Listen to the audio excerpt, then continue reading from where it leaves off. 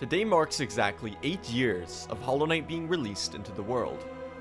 After all this time has passed, it's really no surprise that any percent no major glitches, the game's most famous and competitive category, has amassed a truly rich and exciting history of seconds shaved, fascinating strat discoveries, minute barriers broken, and, of course, masterful displays of skill and passion from the runners who dedicated themselves to pushing the very limits of what's possible. This video is a celebration, not only of the game, its developers, and its speedrun, but also to the individual and community efforts that made the current world record possible. So, let's go back 8 entire years to the start. This is gonna be a long one. This is the world record history of Hollow Knight speedruns. The day is February 24th, 2017. Team Cherry releases Hollow Knight into the world, and it's by all means a success. The game is perhaps a bit overshadowed by other releases, but is considered a sleeper hit, with a tight-knit, active, and growing community of players, some of which quickly become interested in speedrunning the game. New players are encouraged to peruse into the hobby through the game's speedrun achievements, and the speedrunning community is supported by the developers in the game's official Discord server. All of this sets the stage for someone to perform the first ever proper speedrun of Hollow Knight. On March 2nd, 2017, about a week after the game's release, a runner by the name of Spleen finished their first time of 1 hour, 16 minutes, and 30 seconds, setting a starting point for all to come. There are probably earlier runs, but this one was the very first to be performed without major glitches and with the game's load time remover that was quickly developed by a person named Devil Squirrel. Sadly, this run was not recorded, so it's really hard for us to know the details of it.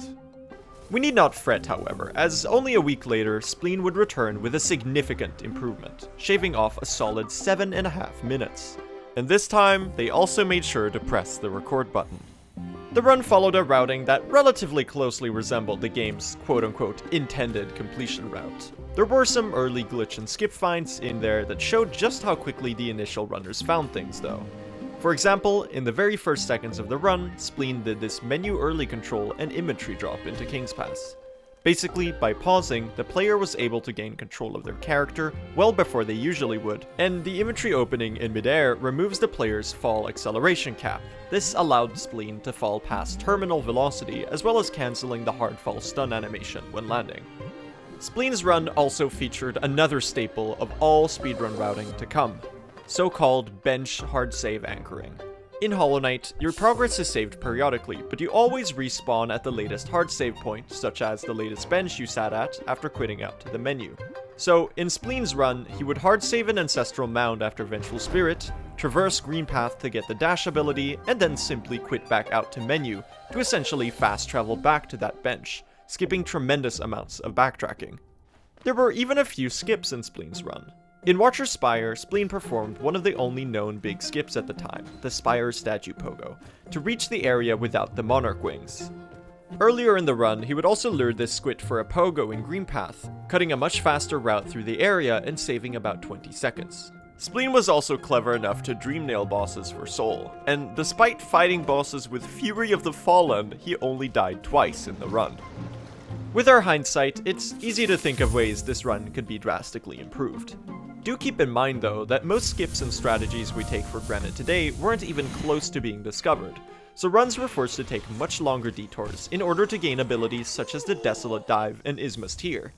According to the runner in the description of the video, they were also just fucking around and didn't even mean to record the run in the first place. And sure, there were many time losses, but it was an impressive feat considering it happened only a fortnight into the game's lifetime. Only a few hours later, Spleen beat their own record by another 3 minutes, finishing with a time of 1 hour, 6 minutes, and 1 second. There's also no video of this run, but it's likely that the time save came from a bit of everything. In the following week, Spleen would continue to run the game, beating their own record by 3 minutes on the 11th. The routing stayed similar to his first run, with most of the time save coming from increased confidence and memory of the game instead. Spleen had also gotten better at the boss fights, with a much cleaner Watcher Knights and Dung Defender fight in particular. He paid more attention to his movement as well, attempting to dash whenever he could in order to maximize his horizontal velocity. And once he had C-Dash, he implemented some longer C-Dashes for segments that he had previously dashed. This time, he did lose some time after a fumbled Umu fight, where he almost died and killed the boss in 5 entire cycles. But better navigation of Deep Nest and a much better Hollow Knight fight led to a time of 1 hour, 3 minutes, and 6 seconds. And then, 2 days later, Spleen would beat the world record again. And in this run, there were some big changes for the better in the routing department. For one, he finally stopped picking up Soul Twister in Soul Sanctum, a charm that he had been getting for no reason and not even equipping. This saved him about 20 seconds. More significantly, Spleen made a change to the Crystal Peak segment. In Peak, he performed this skip to reach an 800 Geo relic, which would help him afford the lantern later. And more importantly, he didn't quit out after Crystal Heart. Instead, he took this path through a dark room to the Crystallized Mound and grabbed Ascending Dark as a combat upgrade. This would net him consistency and time save in the 4 upcoming boss fights of Watcher Knight, Dung Defender, Umu, and the Hollow Knight. The early Geo relics meant he could sell to Lem on the way down to Waterways, and instead of quitting out from Isma's Tier, he climbed up to Right Side City through Eternal and Malicious House.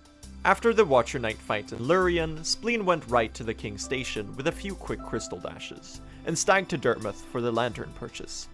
Using Isma's Tier, he could now travel to the Teacher's Archives through this entrance in the Crossroads, which was much faster than the long trek through City and Fungal Wastes that he had done before.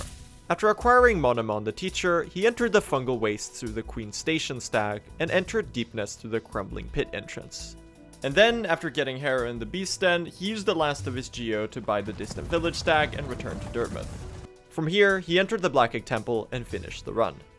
And Spleen finished out this run with a time of 1 hour and 19 seconds, just teetering on the edge of the first and final hour barrier to ever be crossed. This large reroute would become the blueprint for the aptly called Dive Master route, which would be the framework for all early runs of Hollow Knight. Spleen would not be the first runner to cross the threshold, however, as they were beaten to it by another player, Orolen, who had been running parallel to Spleen.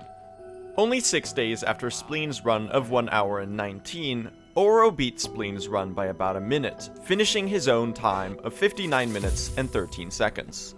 Being a crafty and attentive player, he had also made a few smart changes to the dive route. After Dreamnail, he entered the city from the right side instead of returning through storerooms, allowing him to bench at the Watcher's Spire as an anchor point for the Lem and Waterways trips, skipping the awkward climb out of Isma's Grove by the means of a quit-out. This also meant that by the time Oro had finished the Watcher's fight, he had routed enough Geo to make a beeline for King's Station immediately. Oro would beat his own run the very next day. With some more polished movement and less mistakes, he finished out a run of 58 minutes and 29 seconds, a 44-second improvement.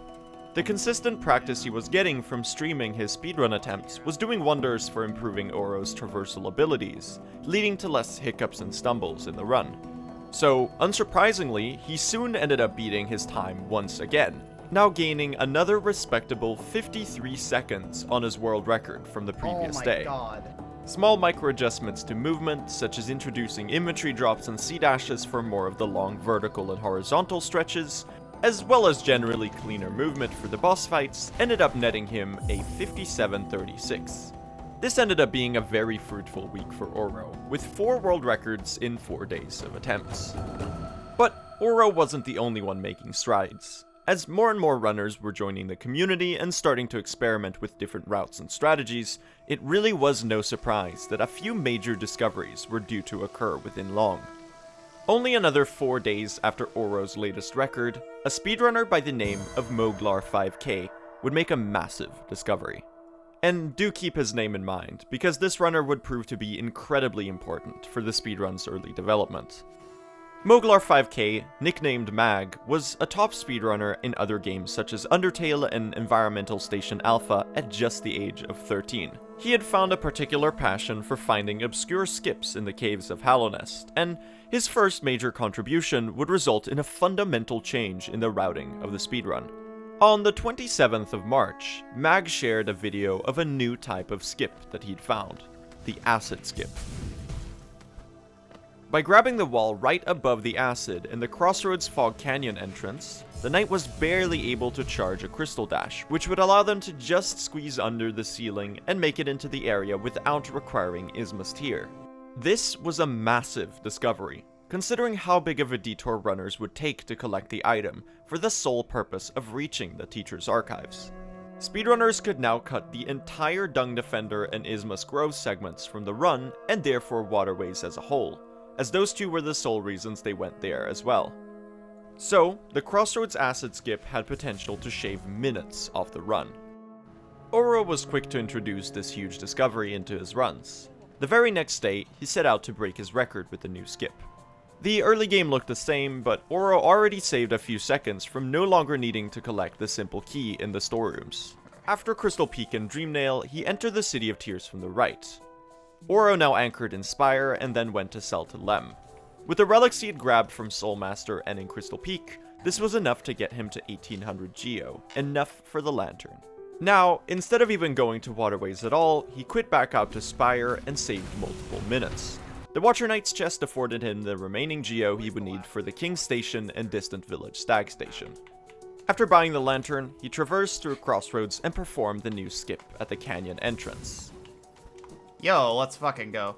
Now that runners were collecting Descending Dark in their route, that, along with Shaman Stone and some practice, allowed Oro to kill Umu in their second cycle, saving tons of time. Umu and its mechanics will become more relevant later, so keep that in the back of your mind for now. After pushing into Deep Nest and collecting Hera, Uro looped back to the Black Egg Temple to finish out the run. And the results? A 4-minute and 7-second improvement from the previous route. This was the second of 2 world records that Oro achieved in that day, with the first one being a 55:20. A week later, Oro would beat his own world record again, by a nice 1 minute and 47 seconds. Holy fucking god. This was the first record since Spleen's second run where the route stayed the exact same as before. Oro instead gained large amounts of time save with a much stronger late game, where the Umu fight and the final boss in particular saved a lot of time. Oro was nearing the 50-minute barrier, but just like Spleen before him, he wouldn't be the one to break it. Because once again, things were brewing in the skip-finding department. A runner by the name of Kind Zantezuken had made a discovery so influential that it would become the basis for almost all Hollow Knight speedrun categories to come. This was the Blue Lake Shade Skip. When you die in Hollow Knight, the player leaves behind a shade, a remnant of their past life. If the player returns to their location of death and kills the shade, they can regain their lost Geo and mend their broken soul container. More relevant for us, however, is the Shade's movement. The Shade is a floating enemy that seeks the player, and Kind discovered that you could die at this spot next to Salubra's hut, and then lure the Shade close and high enough to the Blue Lake exit that it was possible to wall jump, dash, and pogo the Shade for enough height to reach the shortcut to the Blue Lake without access to the Crystal Dash or Wings abilities. If the player also killed the Shade in the process, they could regain their Geo, allowing for viable Geo routing with the skip. Kind quickly realized that this was a large enough discovery that the dive route could become entirely obsolete. So, the very next day after the discovery, they set out on a run with a completely new route and immediately displayed its incredible potential, shattering the world record by a whopping minute 43, and barely crossing the 50-minute barrier by just 1 second. Sadly, there is no recorded footage of this run, but luckily for us, another runner would make their world record debut only hours later. Namely, a speedrunner by the name of Monsteller had also taken interest in Kind's discovery, and his run became the first recorded debut of what we'll call the Almost Barebones route. A significantly harder, much faster route, and a precursor to the modern speedrun route you may be familiar with. The beginning of the run already had a huge difference. Instead of fully fighting the False Knight, Monsteller opted to use this shortcut that unlocked after the boss's first tantrum, as he wasn't gonna need the city crest at all. This was already saving him about 50 seconds, with a slight setback of missing the 200 Geo from the chest. Once again, things changed after he collected the Mantis Claw. Monster opted to quit back to Ancestral Mound and dashed across Crossroads to reach Salubra and Sly. Monster benched at Salubra, and after purchasing Shaman Stone and rescuing Sly, he let this husk pummel him to death. Upon his respawn at the bench, Monster lured the newly spawned Shade up and to the right, and pogoed it to reach the Blue Lake early. This let him collect the Dreamnail and Resting Grounds really early into the run. This would allow him to skip going to City multiple times, as he could already get Lurien on his first pass. Here, he needed to gather a lot of Geo quickly. as he would need about 2,200 for the lantern as well as the King's Station and distant village stags. Monster's solution was relics. He performed a pogo on this lantern to reach the spiked roof, which was hiding a Hallownest teal, as well as dispatching the gorgeous husk for 420 geo. Now, he performed the same anchor at the spire as before, and then headed leftward. After ascending the rafters and losing a few seconds to these husk guards, he gathered the seal on top of the rafters and went to sell to Lem. And with his newfound riches, he upgraded his nail once and then quit back out to spire. Now came a pretty meaningful difference. Remember how I called this a Barebones route? Well, the Shade Skip had completely circumvented the entire ordeal required to get Descending Dark or even Desolate Dive, and while that saved multiple minutes, it meant the easy boss fights were a thing of the past. The knight was now equipped with a nail upgrade, fireball, and shaman stone alone, and this meant that boss fights would be much harder and much longer. And it was time to fight the Watcher Knights. Due to the fight's newfound difficulty, Monster played it extremely safe, losing him much of the potential time save of the route. But at this point, his goal was to simply finish a run with the route, and this could always be amended with practice in future runs. After Lurien, he grabbed the chest and climbed back down to King's Station to travel to Dartmouth. He had now gathered all the geo he would need for the rest of the run, and could therefore purchase the lantern in order to have a path into Crystal Peak. On that note, the ditching of Dive meant players now needed Lantern in order to get Crystal Heart, by entering through this dark room instead. While these runners were easily able to navigate these rooms in pitch black darkness, the toll to open the door would only be interactable with the lantern in hand. Anyway, upon collecting Crystal Heart, he quit back out to Dartmouth and did the rest of the run identically to the older route, albeit with much harder boss fights. And despite playing very safe with very slow bosses, Monster displayed the potential of this new route while simultaneously beating Kain Zantazukin's run from hours earlier by another minute and 14 seconds, with a time of 48:45. Kain would return and beat Monster's time 2 days later, getting a 47:37, a record which Monster would take back 2 days after that, landing a 47:23. The time save in these runs mainly came from the two runners getting more familiar with the new route's harder boss fights. So, it was clear. The dive route was out, and the name of the game was Hollow Knight. I mean, getting extremely good at extremely difficult boss fights. But yeah, also that. And after taking a few days to learn the new route, the other runners were up to speed with the category. And the previous reigning champion of the category, Oro, was back to running. On the 27th of March, he took the record back, beating Monster's time by 13 seconds. This was Oro's final world record in Hollow Knight, as he would soon leave to speedrun other games. And he had left quite a mark on the game's early history, with 7 world records to his name, and the game's first GDQ appearance. But as Oro left, there was a new runner who joined the community. No one knew it at the time, but he would go on to become the most impactful figure in the speedrunning scene, and later Hollow Knight as a whole. On the day after Uro's recent record, he posted a question about his spells being weirdly delayed.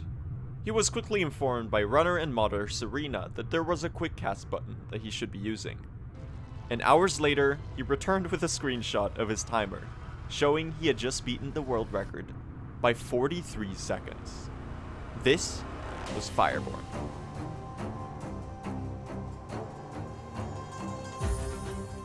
Fireborn had a really methodical approach to speedrunning that put him way ahead of his time. While others would grind runs, Fire enjoyed the feeling of patiently practicing each segment to become really consistent at it. This resulted in lots of polished, precise gameplay, and some incredibly rapid improvement.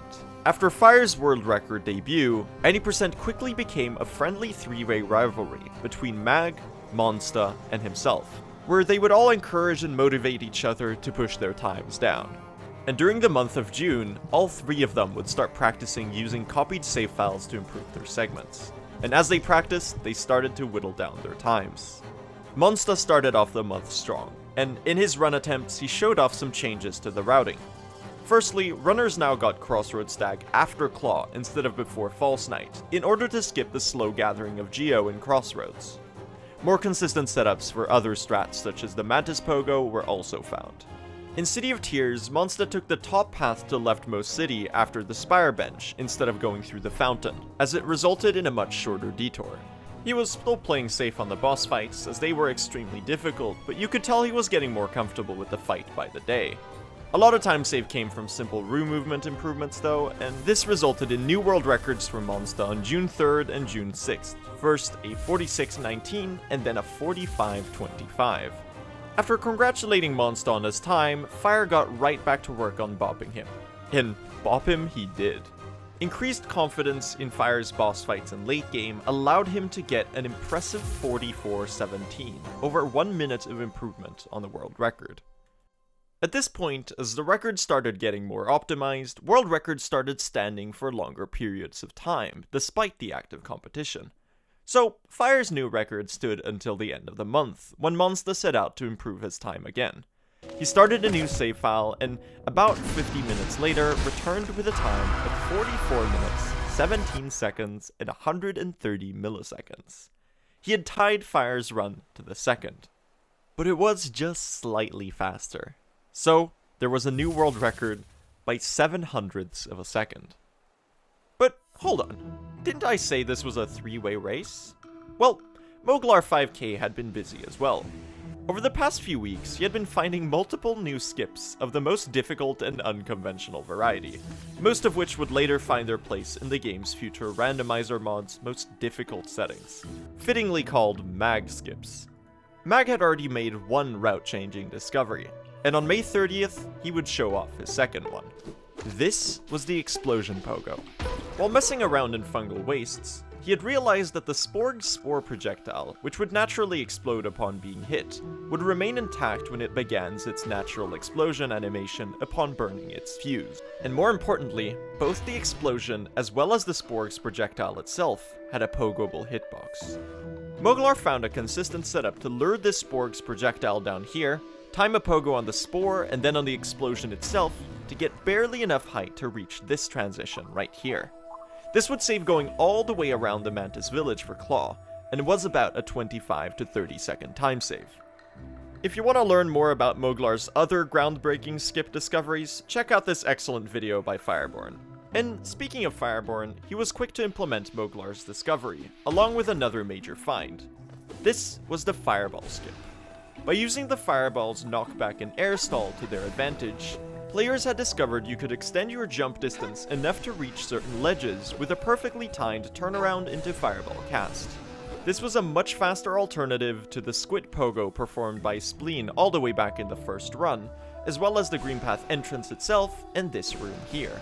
The latter two would only see implementation later as the month passed though, as the trick was quite finicky and hard to get right. Armed with these new strategies, Fireborn performed this run.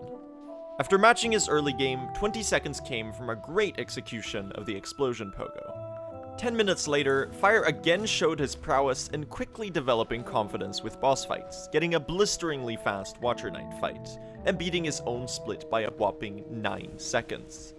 Late game wasn't quite as strong though, with a stumble on Umu due to almost dying, and a slightly fumbled Hera the Beast split. But Fire finished out strong, tying his best Hollow Knight segment and saving 26 seconds. The timer stopped and a new world record had arrived, 43:27, about 50 seconds faster. Moglar wasn't just interested in finding strats for other players to use, he wanted to improve his PB as well. And upon setting out on runs, he showed that despite being half as old as the other runners, he could keep the same pace. In fact, he could do it faster. Much faster.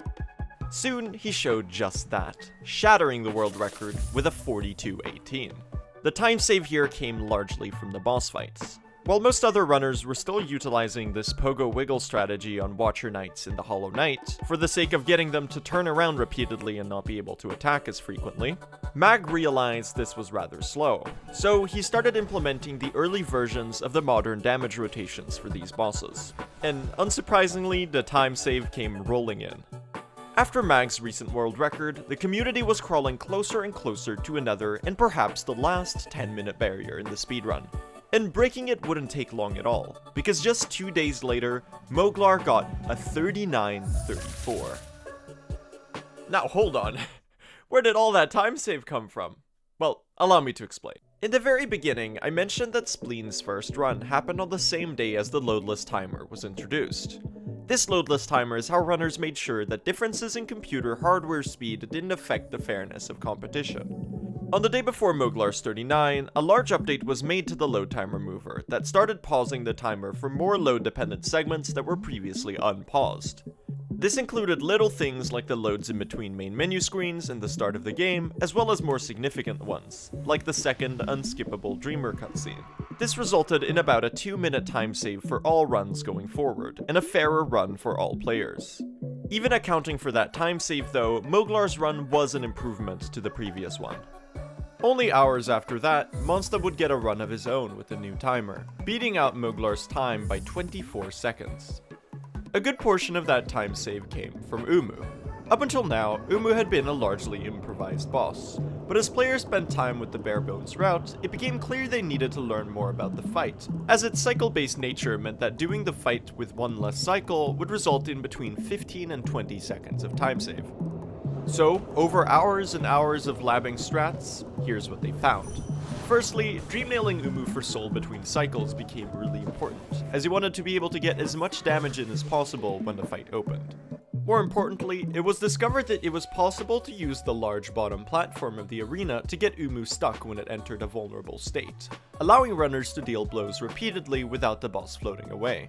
As familiarity with the Barebones route had set in, runners realized that it was possible to hit enemies twice with a single cast of Vengeful Spirit, as sometimes the knockback the enemy took or the enemy's hitbox was large enough that the Vengeful Spirit was still overlapping with it when the first hit's iframes ran out.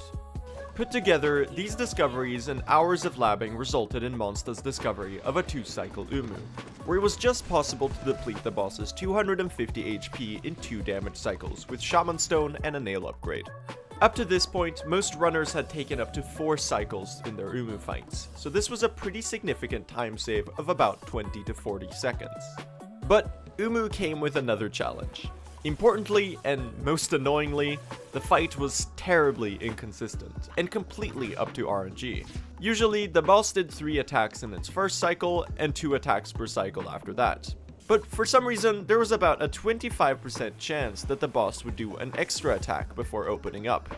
After Umu attacks, it moves, so an extra attack would complicate any setups for the fight by moving the boss out of place. And of course, backups were quickly found for this, but the main issue was time. The way Umu works is that each attack could either be the lightning chase, the so-called slow attack that takes 8 seconds, or the barrage, the fast attack that only takes 3. And the boss can only do 2 attacks of the same kind in a row. So even with a 2-cycle, this means the time of the fight is essentially a dice roll. And the odds of getting the best possible pattern, a fast fast slow, fast fast, is only about 3.9%. On the other side of things, if you get the worst possible pattern, a slow slow fast slow, fast slow slow, you would lose almost 30 seconds. So if you're wondering why everyone hates Umu, then this is why. The next 7 years of world record grinding would mean countless paces lost to this dice roll 2/3 into the run. Anyway, going back into the timeline, Moglar would beat Monsta's time again by 8 seconds a few days later. And soon after that, Fire would join in on the fun as well, getting a 38:44 and claiming the record back for himself. All 3 of them were on their A game, with a barrage of records coming in just more than a week. But let's dial back the clock about a month or so and shift our focus to late game. Because another big route change was brewing, one that would, of course, make the run even harder. After Moglar had found the Crossroads acid skip in the early months, plenty of other acid pits immediately came into the minds of curious runners. One of these runners was Kine, and one of these acid pits was this one. The Queen's Gardens acid entrance, nicknamed QGA. This acid pit had 2 central challenges. Firstly, the wall next to the acid didn't extend nearly as far as the Crossroads one, raising the question about whether it was even possible to wall-cling there in the first place. One more issue though, even if it were possible to C-dash under this thorny overhang, you still had to jump out on the other side. If you C-dash too low, you would dunk in the acid instantly without the escape even being possible. Upon testing though, Kine found that there was about 2 pixels of room to grab onto the wall and C-dash across. The tricky part is that C-dash, unlike the jump or nail, had no buffer frames. That meant that you had to press C-dash after you touched the wall, or you would slide into acid. But why go through all this? Well, getting to Distant Village through Deep Nest was a really long and slow detour. If we instead entered through Queen's Gardens, we made a much more direct path towards our goal, saving about 40 seconds. This wasn't easy to do though, because even aside from QGA easily being the hardest trick in the run, maneuvering Queen's Gardens was incredibly difficult to do quickly. The enemies were much more dangerous and had projectiles, but the main issue was ultimately health, partially due to this nifty hazard respawn players had found, where you could jump into the thorns on this specific spot, barely entering a new hazard respawn zone that plopped you next to the lever, preventing the slow runaround. This wasn't hard to do at all, but it lost you 1 health, a loss you would have to carry all the way through the Beast's Den, an area that was now very difficult since the Barebones route was implemented, because you couldn't use D-Dark on the Devouts anymore. So, with that context in mind, let's go back to where we were. The proposed QG route was so difficult that all 3 top runners put off implementing it for a month, until they felt that they were struggling to squeeze out time save elsewhere. But after Fire's 3844, Moglar, who was way more comfortable with crazy skips than the other 2, decided it was time. On a slightly behind run, he managed to recover some time by nailing the new Umu 2 cycle, putting him tied with PB. Then he debuted the new route. He made QGA on his second try and raced into the Queen's Gardens. With a textbook Petra Arena and first try hazard dunk, Moglar dropped through the rest of the area, maneuvered this long corridor, and entered Deep Nest. And did you know there used to be a toll here on the older patches? Now you do. It looks so weird. Anyway, despite a careful late game with a few healing stops, Moglar saved 20 seconds, which he carried to the end. The new world record was the 38:37, and the Queen's Gardens route was the new meta. This run would also be Moglar's final stint as a world record holder, and wow, what a legacy he had left behind. At only 14 years of age, he had achieved 4 world records and paved the way for various game-changing discoveries and route changes. When I started speedrunning Hollow Knight at age 13 in 2020, Mag was a figure of inspiration, showing me that it was possible to be good even at a young age. He would return to the grind once or twice in the next year, and would continue to contribute amazing skip finds, most famously the eponymous Mag-isma skip in 2018, that almost revolutionized the entire category. And then Moglar would go on to dominate the Celeste speedrun leaderboard in 2018, but that's a different story. At around the same time, Monsta, who had always been more interested in longer categories, went off to run 100% and True Ending. And there remained one undisputed champion of any percent. And he wasn't gonna stop anytime soon. As June ended and July began, Fireborn caught up to Moglar's implementation of the Queen's Gardens route. And upon starting to do attempts, he got this run. Throughout the first half of the run, he was behind, but with a textbook Umu 2 cycle, he was back ahead of his PB. And impressively, Fireborn performed the incredibly difficult QGA on his first try. He had a small hiccup in the Mantis Petra arena that forced him to heal after the hazard warp, and he had another slight slip up in Deep Nest, forcing him to clutch the entirety of Beast's Den on 1 HP. Like Mag, he ended up leaving with only about 20 of the 40 possible seconds of time save. An ongoing project that future runs would amend. Still, Fire finished out the run with a strong Hollow Knight fight and ended with a time of 38:17. Pretty impressive for a first run with a new route. And he was only getting started. But to say Fire was completely uncontested would be doing another runner by the name of Trinomi a disservice. As the months passed from the game's release, more and more people would try their hand at speedrunning the game. Trinomi was one of them. While joining after the other runners, he started grinding his own runs and rapidly improved.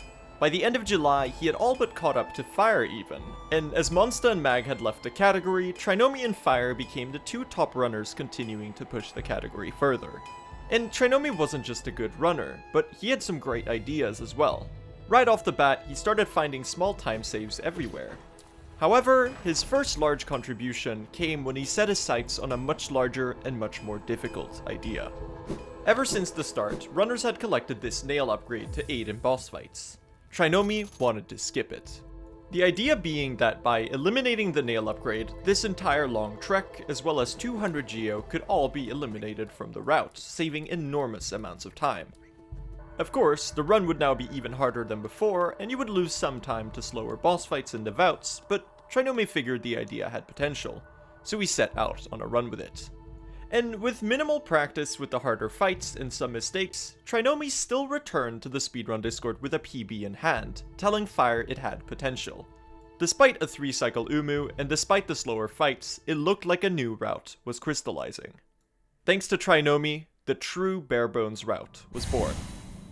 And speaking of things being born, Fireborn decided to test a run without the nail upgrade the following day. And just like Trinomi, he PB'd as well, getting a new world record of 38 minutes. Now that the two runners had established the route was viable, they got to work on learning how to make it through the run without dying, because now, suddenly, that was quite a tall order. As Fireborn gained familiarity and confidence with the new route, he kept getting more and more paces to late game. And knowing him, the results were unsurprising. Another half a minute was quickly cut from the record. Trinomi got busy with his new routing as well. He had spent some time working on learning the harder fights, and had even figured out a way to 2-cycle Umu on Nail 0. As Umu had 250 health, the players needed to deal 5 nail hits and 5 Shaman Stone Fireball hits per cycle to succeed. This was quite doable with Trinomi's setup, as one of the ending fireballs would double hit the boss. With this up his sleeve, he set out to do his own grinding with the route, and came back with an impressive 10-second shave off the world record Fire had set. And after that, the category laid dormant for the first time ever, as Fire and Trinomi both took well-deserved breaks from grinding runs. During this time, 2 major things happened. The first was the decision to formally title the category No Major Glitches. Until now, there had been common discussions in the community about which tricks should be allowed, where some were more adamant about sticking to a completely glitchless run. In the end, it was agreed upon by a majority that no major glitches was a great compromise. This allowed some small glitches and tricks such as the inventory drop, the recently found gate walkling storage, and early controls, while still keeping the run feeling very vanilla and grounded, focusing much more on execution within the game's established rules rather than breaking them entirely. The second and more important thing was 2 brand new updates. The game's first major content update, Hidden Dreams, released on August 10th, and introduced new bosses, the Dreamgate ability, a stag station, and loads of changes. These changes were largely inconsequential. However, Umu's health was raised from 250 to 300, making the 2-cycle with no nail upgrade impossible. This patch would still be faster though due to a find by Trinomi, who immediately started messing around with the newly added translations to the game. Considering how common it was in other games for a specific language to be vastly speedier, Trinomi started testing. 在统计了每种语言的对话跳过速度后，他的结论是使用中文可以让你节省20秒的时间，因为它的语法结构让一个英文单词只需要1到2个文字就能表达清楚，这大大减少了和斯莱、里姆、守梦人对话时需要跳过的文本量。Anyway, the second update, released on Halloween, brought an even bigger find. The content, of course, was incredible, but the any% runners had eyes for one thing and one thing only. Namely, Team Cherry had done something to the game's levers. On patch 1.2.2.1 only, it became possible to slash lever hitboxes through walls. This meant that you could potentially open locked doors from the wrong side, opening up the possibility to sequence break certain areas in the game. And lo and behold, soon after the update's release, one such skip was found in the any% route. It was found that you could upslash this lever here in Watcher Spire through the floor, skipping the need to perform this entire gauntlet and kill this Great Husk Sentry, and saving significant time. One interesting consequence of this was the need to perform the end of this room in pitch black darkness, as the lighting trigger at the bottom entrance was now never crossed. This was relatively easy though, as it was just a short snippet. Because of this discovery, patch 1.2.2.1 would become the de facto speedrun patch for the game. And as the next patch would fix the lever skips, as well as many other speedrun glitches such as the imagery drop, all runs of any% were performed on 1.2.2.1 from here onwards. These patches would pique the curiosity of the dormant top runners.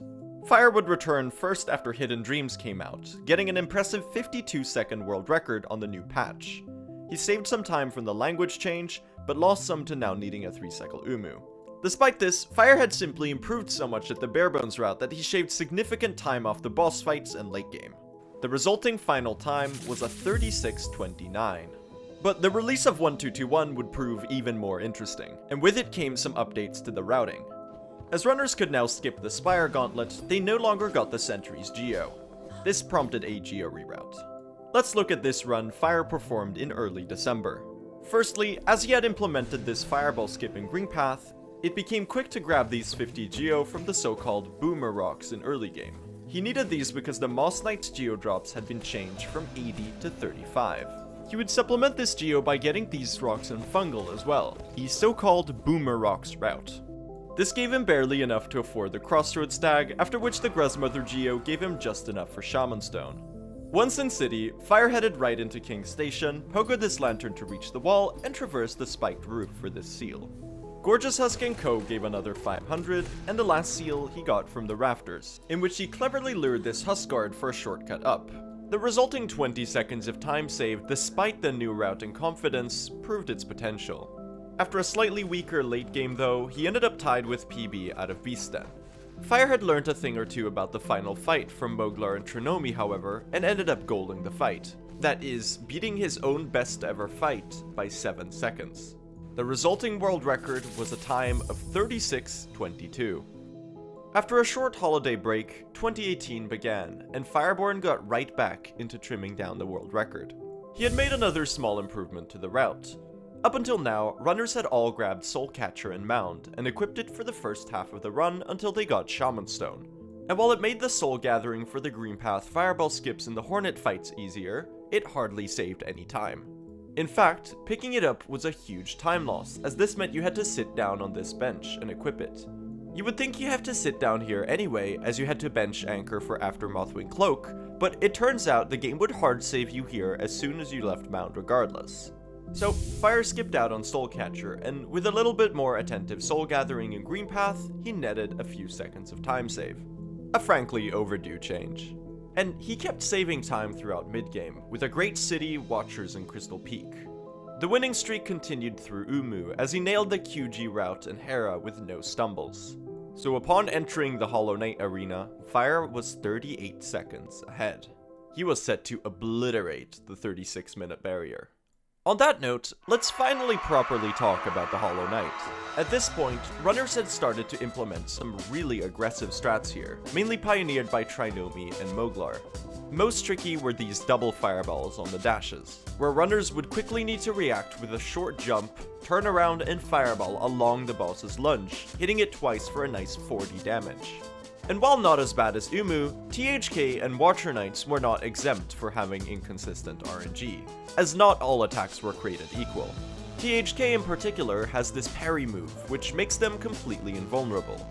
If they do a lot of parries, you're essentially forced to wait for them and lose a lot of time. And with that in mind, it became easy to choke under the pressure. This 38-second pace became the first ever world record in this story to fall prey to a fumble at the end. And sadly, it wouldn't be the last either. But despite the fumble, Fire made an admirable attempt to salvage a bad situation, still closing out with a 36:04, an 18-second world record. Unfortunately, the sub-36 was gonna have to wait until another day. Another day came only 4 days later, when Fire started up his stream to do some more attempts. And this one got off to a pretty good start. With an insane bunched up Watcher Knight's pattern played really well, netting him a huge time save. He lost some time in late game, but entered THK on roughly the same pace as before. And he wasn't gonna make the same mistake twice.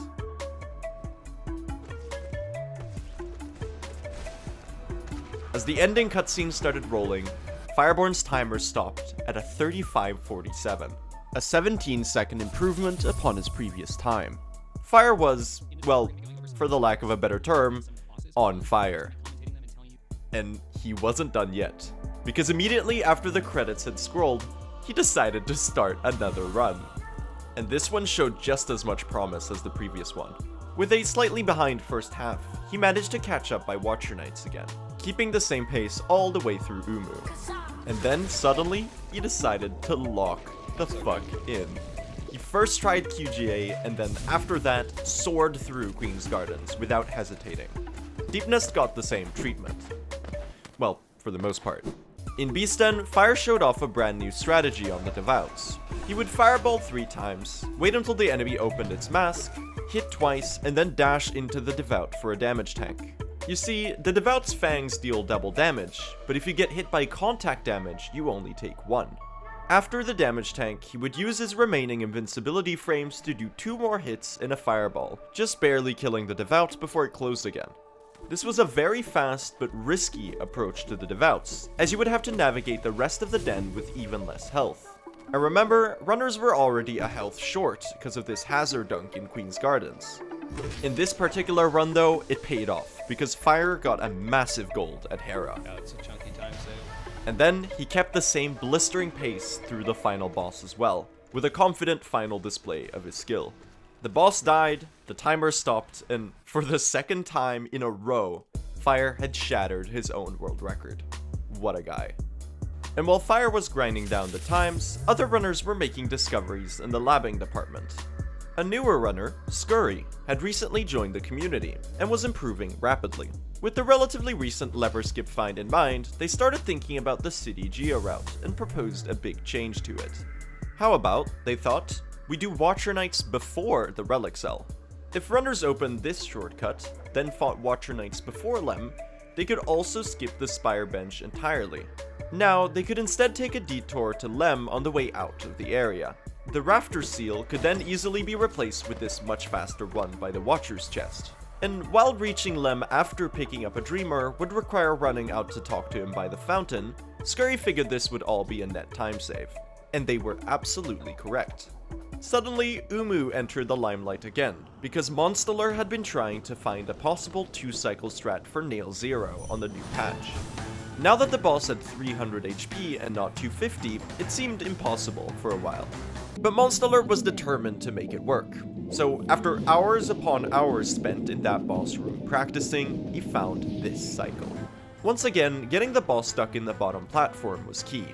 First, you would lure Umu's first 3 attacks, here, here, and here, while dream nailing to full soul and getting them to the middle platform. Then, right as Squirrel opened the first damage cycle, you took a damage tank, to stay as close to the boss as possible. As soon as it opened, you had to perform this precise set of attacks.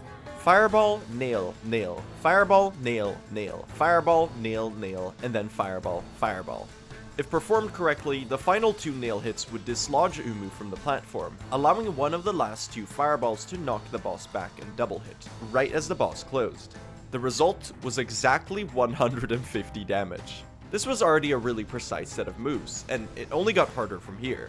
Now you had the tall task of luring Umu back into the same spot in only 2 attacks, while squeezing in 3 dream nails to regain full soul. Then you perform the exact same cycle again, and if done correctly, you could just barely kill the boss in 2 cycles. And remember, Umu's RNG was the worst in the entire run, and getting the unlucky 25% chance extra attack would not only lose you time, but also jeopardize the setup. Crucially though, Monsta had proved it was possible. And while other runners were initially dismayed, everyone knew that the more they practiced it, the less outrageous it would become. Trinomi took interest. These were just the discoveries he needed to catch up to Fire's lead. All he needed to do was be the first to pull off a run with the new strats. So, armed with Scurry's improved city and Monsta's Umu 2 cycle, Trinomi started a run. He had already gotten a PB with the new discoveries, a solid 35:52, about 30 seconds off the world record. And with a solid first half, you could tell he was gearing up to be on pace. He lost some time on Watchers and ended up neck and neck with his PB upon Archives. Now, he went for the Umu 2 cycle. After luring Umu into place, he went for it.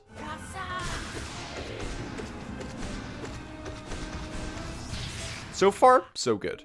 Now for the second cycle. Trinomi recovered his soul and barely positioned into place in time for Umu's opening.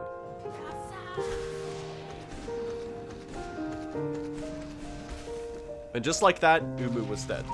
The pressure of having hit the trick got to him though. He missed QGA twice and had to stop to heal, losing about 10 seconds.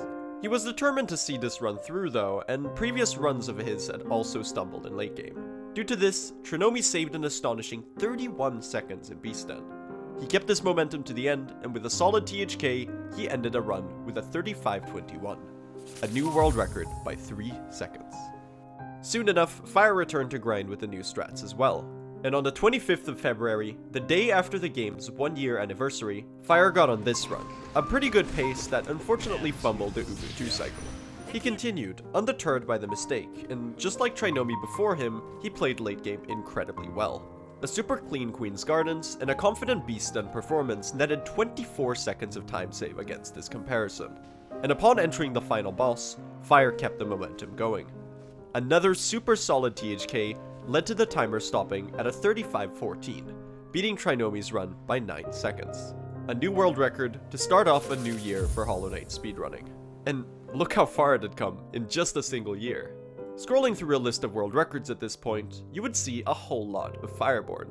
In fact, this run was his 12th world record. At this point, Fire felt pretty content with his time, and took a break to go speedrun the newly released Celeste. And he wasn't alone in this, because Celeste, famously, was a real speedrunner magnet. So many NMG runners left for Celeste that the Great Celeste Exodus became a running joke in the community. Trinomi, however, was still interested in being the first to break the 35-minute barrier. As Fire had learned the new strats to beat him, Trinomi had been busy improving even further. He had spent some time labbing movement and improving various rooms, and decided to reap the fruits of his labor by doing some more attempts. At this point, runs had gotten quite consistent until the Watcher Knights, and Trinomi's attempt would mirror that. The Watcher Knights? Huh. Let's stop for a second and talk about them. In the early days of the Barebones route, this fight was about one thing only: surviving. But as time went on, it started to look more as if the Watchers were stuck in the room with the Knight, rather than vice versa. A few main principles runners started sticking to were the following. Firstly, this damage rotation of continually nail-hitting, fireballing, and jumping around the Watcher as it slashes became the main principle. Once the first beetle was down, the goal was to always stand so that you could fireball both of them. The exception for this was when one of them did the long roll, where just like with THK, runners would hop over and fireball along the roll, getting a nice triple hit for 60 damage. Ideally, both of them would also bunch up so that you could hit them both with the same nail swing. In this fight, soul management mattered a lot, as you would lose out on damage if the Watchers rolled when you didn't have a cast available. So the main gist was, if you're not dealing damage, preferably to both beetles at once, you're losing time. It was a fight of split-second decisions, and if done right, absolutely mesmerizing to observe. After a good Watcher Knights fight, Trinomi would showcase some of the new stuff he had learned over the last few weeks. After buying Lantern, he breezed through this awkward infected room and performed a new strat by the Toll, the Scurry Lookdown. Can you guess in the comments who found this strat? Who could it possibly be? While messing around with the Tolls, Scurry had noticed that the gates opened a bit faster if you healed while waiting. They messed around further and realized this happened even sooner if you look down. The reason for this is the way the gates are coded. Upon purchasing the Toll, an animation starts that takes a few seconds, upon which an animation end trigger is activated, which opens the door. However, due to a small oversight, this animation trigger wasn't specific to the door. So beginning and ending an animation, such as looking down briefly, would also trigger it, opening the door much sooner.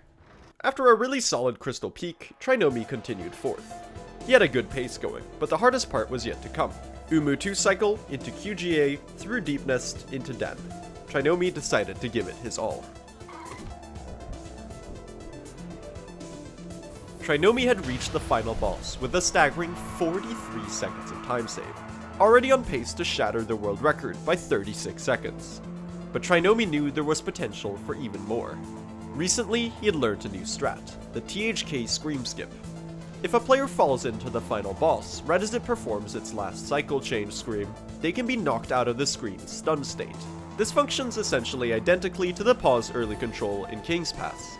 The game takes away your control with the scream, and then the damage attempts to do the same with the knockback animation. As the knockback animation ends, the game gives back control to the player, allowing them to tear into the boss even earlier while it's incapacitated. It was hard to do, as you had to predict when the boss would do the scream to get into position. But if Trinomi could hit this trick on a good fight, it would save tons of time. So, he went for it.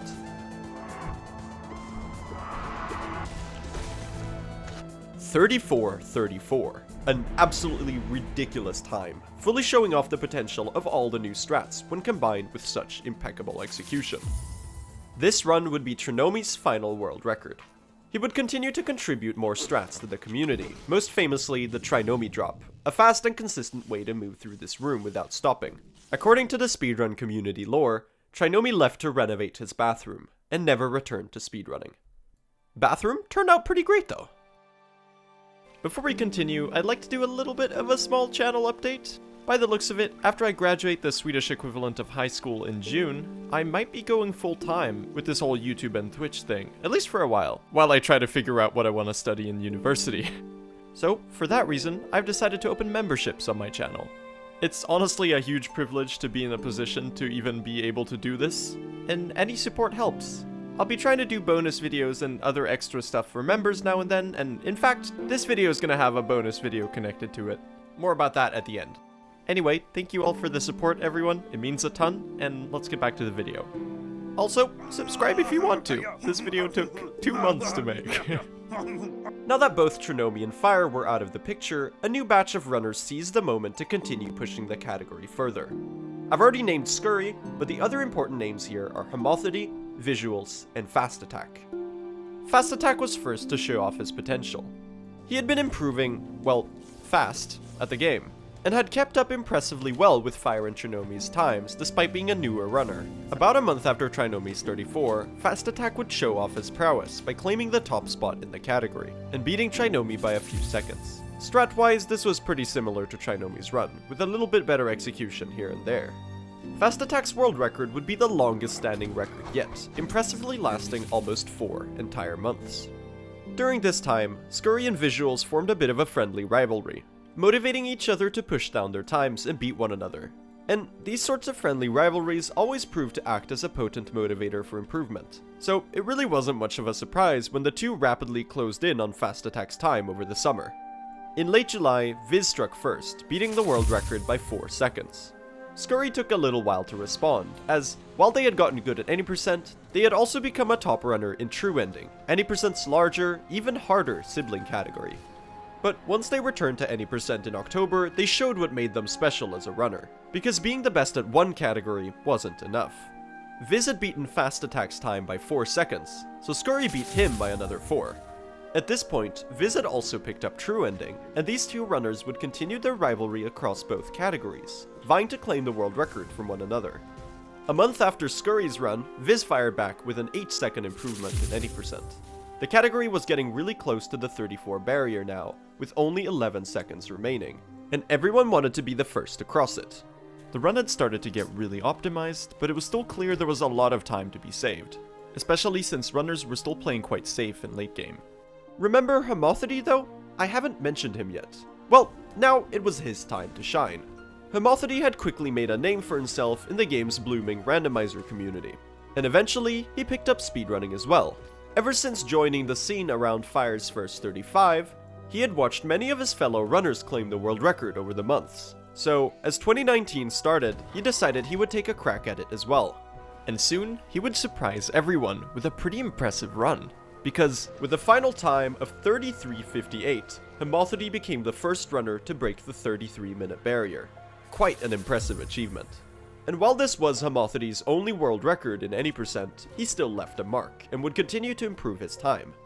He would come up with some really clever tricks, such as the Homothety Fireball and the Crystal Peak Gauntlet, and he would go on to become a really pivotal figure in the game's randomizer scene. As February 24th came and went, the game was now 2 years old. In just the last year, a lot had happened. The community was growing rapidly, and there was a thriving batch of top runners. Around this point in time, 2 new runners would join their ranks: Pestilent Box 2 and Axe 2U. Around this time, the first iteration of the modern debug mod had also been released, thanks to a joint effort by modders 56 and Sabrina. This was an excellent practice tool, allowing runners to set save states anywhere in the game, and eventually display hitboxes. Now that the free big time saves were expended, and the top runs featured less and less mistakes, the arrival of a proper practice tool allowed runners to shift their focus to micro-optimizations and polishing room movement, because even a few deciseconds here and there saved would add up eventually. Scurry would also attempt to get their own 33, beating Homothety in the process. And just like Homothety, this would be their final time holding a world record in any percent. As I mentioned earlier, Scurry would continue running True Ending, and they would bring their rivalry with Visuals there as well, with many world records, and together collaboratively/competitively pushing down the category's time by many minutes. Our story in any percent continues, however, with the return of a runner who had been away for over a year. Because Fireborn was back. He had briefly run Celeste and held really competitive times there, but that game, while being an amazing speed game, was really hard on his hands, leading to him getting a repetitive strain injury in his wrists. This had forced Fire to take multiple months away from dedicatedly grinding anything. He returned just as Scurry claimed their record, and was really excited by all the optimizations and improvements the runners had implemented while he was gone. So, he started practicing to get back up to speed. And with Fire's patience and practice discipline, it didn't take long before he was ready to start doing attempts. On the 5th of April, Fire booted up a brand new save file, with the intention to beat Scurry's world record. And this run, for the first time in over a year, featured a change in the routing. Namely, the boomer rocks were finally archaic. They were a fast source of geo in the early game, but they required turning back and walking in the opposite direction of Hornet, so runners had considered various alternatives. It needed to be a fast geo source, but also be located before Mantis Claw in the route. Hold on, what's that noise? Wait, what are you doing here, Zote? Oh. Well, it was found that by jumping and performing this quick set of attacks, you could dispatch the Vengefly King before it even moved or screamed, making the geo fall conveniently into this platform for an easy recovery. This checked all the boxes. Anyway, Fire was the first to implement this geo route in his run, but it gave him a lot less wiggle room as the geo route was now very tight. He needed about 206 geo by Mantis Claw to afford the Stag and Shaman Stone, and was gonna need to supplement some of the removed geo from city enemies, but it was a net time save. By the end of the run, Fire had claimed his own 33 and the world record with it, but as he had proven countless times at this point, he wasn't done at all. In fact, days later, he set out on another run.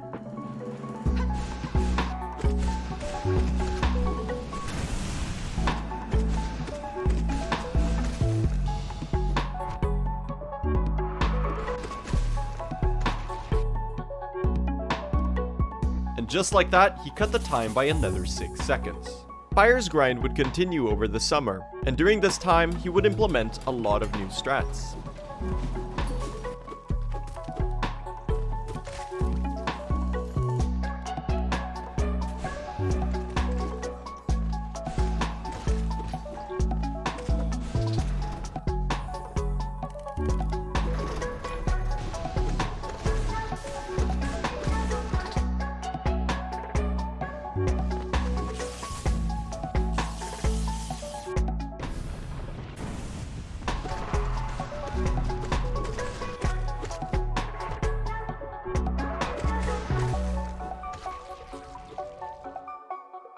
Fire had had one hell of a summer, cutting down the world record all the way to 33:24. The time was getting quite optimized, and at this point, people started wondering about a 32 being possible.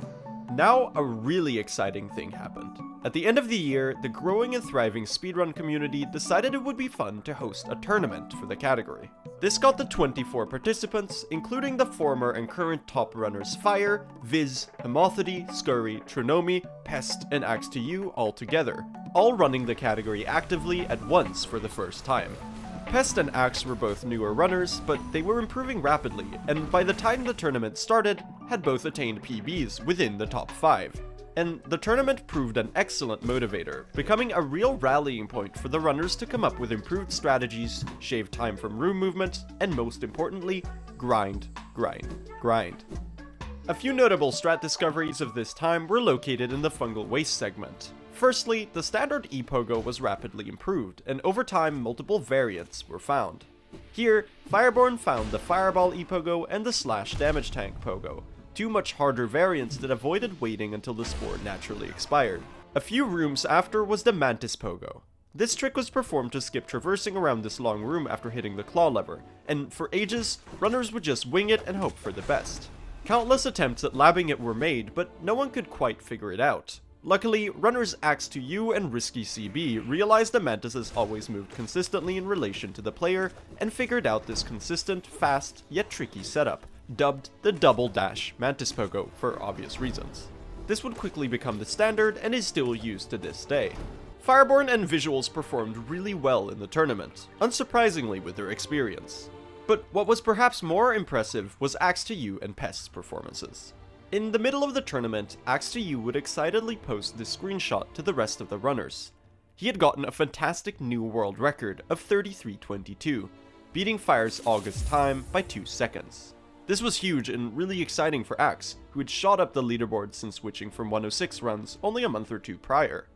At least, it was exciting, until he tabbed over to OBS to stop the recording. Silent shock came over him as he stared at the start recording prompt on his screen.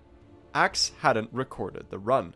This was a disappointing moment for him, as the world record would never appear on the leaderboards, even though everyone knew that this was the new fastest time. As the weeks passed, the tournament carried on. And it really was something quite special. It had motivated all of the top runners like never before, and perhaps most importantly, made them all work extensively on their consistency. In a race setting, you had to make sure you could perform all of the hard tricks without the privilege of an opportunity to simply reset the run and try again. And this showed in the leaderboard throughout, as the top 5 started to get remarkably close. Pest in particular had quite an impressive performance. Despite only starting his speedrunning journey at the end of 2018, Pest only lost against Trinomi and Homothety, and landed at a respectable 4th place in the tournament. But not only that, but he did something else interesting as well. With the tournament finals nearing, Pest made his debut to the world record spot, beating out Axe's unrecorded run by another 2 seconds, showing an early glimpse to his potential as a runner. Fire would not let Pest's record stand for long, as he was currently performing at his very best for the tournament. He was raking in consistent 33s in his matches and had won every single one, aside from his match with Viz. 4 days after Pest's run, Fire set out on his own attempts. He returned with a 33:17, Firebone's 18th world record. Truly, no one could stop this man. He was simply too fast. Regardless of every other top runner being just as active, despite Fire's recent break pre-tournament, he simply found himself at the top of the leaderboard again by the end anyway. December began and the grand final between Viz and Fire was scheduled. Both runners were putting in their final grind before they would be put to the ultimate test, attempting to polish their strategies and maybe even squeeze in a PB before the final race. For Fire, winning the tournament and having world record on top of that would be the decisive show that he at that point in time was the undeniable GOAT. But proof would come earlier than the races, because on December 9th, 11 days before the tournament finals, Fireborn set out on this run.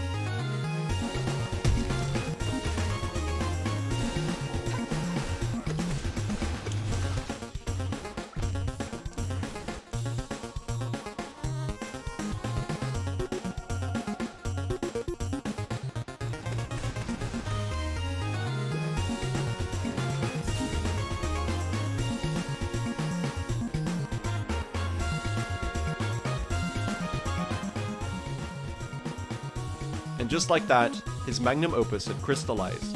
33:07 was the final time, and Fire's prowess shone through it like never before. The mistakes were almost non-existent. Clean boss fights, a good Umu, and good management of the nerves of such a strong pace into late game netted him an astonishingly fast final time. And with that as a backdrop, came the tournament's conclusion. In a blisteringly fast performance from both runners, Fire and Viz remained tied to the second to the very end of the race, almost looking like the same video played back twice. At this point, really it was anyone's game. The THK fight came and went, and both runners absorbed the infection simultaneously. I'll just play the clip. Really? This is gonna PB for sure. I got tiny man. Oh my god! Oh my god. That's insane, dude. They had tied the tournament grand final to the second, and Fire had won the second of 2 final matches by only 3 centiseconds. Fireborn had been crowned the king of any percent. His tournament win and astonishing leaderboard time would mark his grandest achievement in the speedrun. With some personal life events occurring at this time, his recurring repetitive strain wrist injuries, and soon, the explosion of popularity of his YouTube channel — congrats on 500k by the way, Fire — he shifted his focus to making Hollow Knight speedrunning content going forward. Fireborn's 33:07 would be his final world record, and it would last for a very long time. But wow, what a legacy to leave behind. 19 world records, including the first 38, 37, 36, and 35, and landing on the cusp of breaking a barrier thought to be unfeasible only a year prior. But some fires can't burn forever, I suppose. And now, time passed. February of 2020 came and went, and with it, the game's 3rd anniversary. With the tournament concluded, most runners shifted their attention to other things for a while, and Fire's groundbreaking record remained uncontested. While the top spots on the leaderboard were stagnant, it would be very incorrect to say the category as a whole was. This was a period of immense growth for the Hollow Knight community. In fact, it was around April of this year that I played Hollow Knight for the first time, at the age of 13.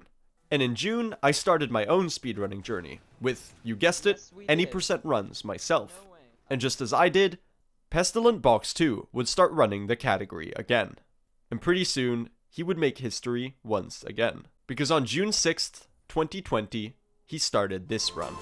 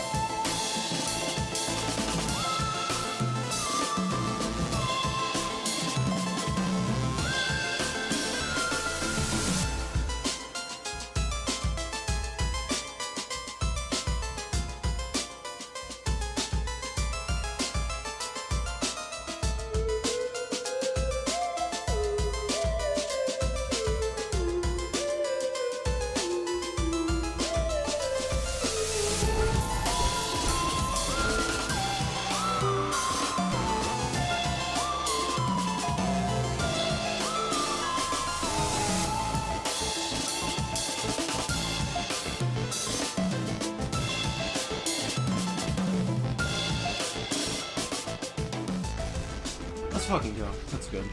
So good. With an insane 12-second world record, Pest had broken the 33-minute barrier, and crossed into the uncharted 32 range.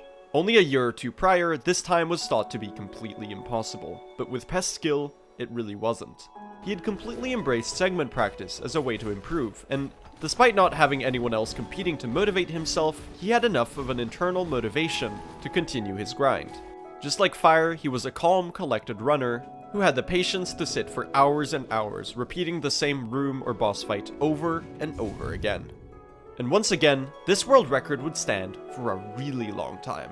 In fact, it would stand for almost an entire year until someone beat it. Who was that someone? Well, it was Pest. Again.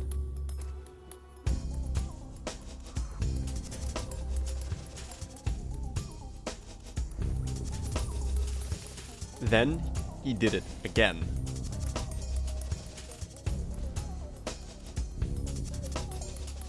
And again.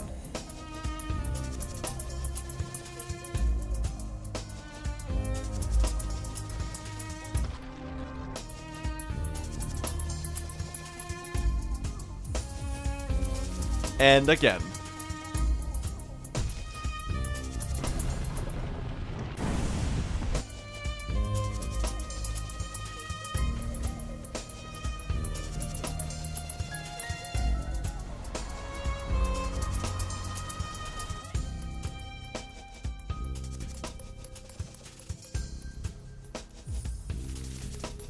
And again.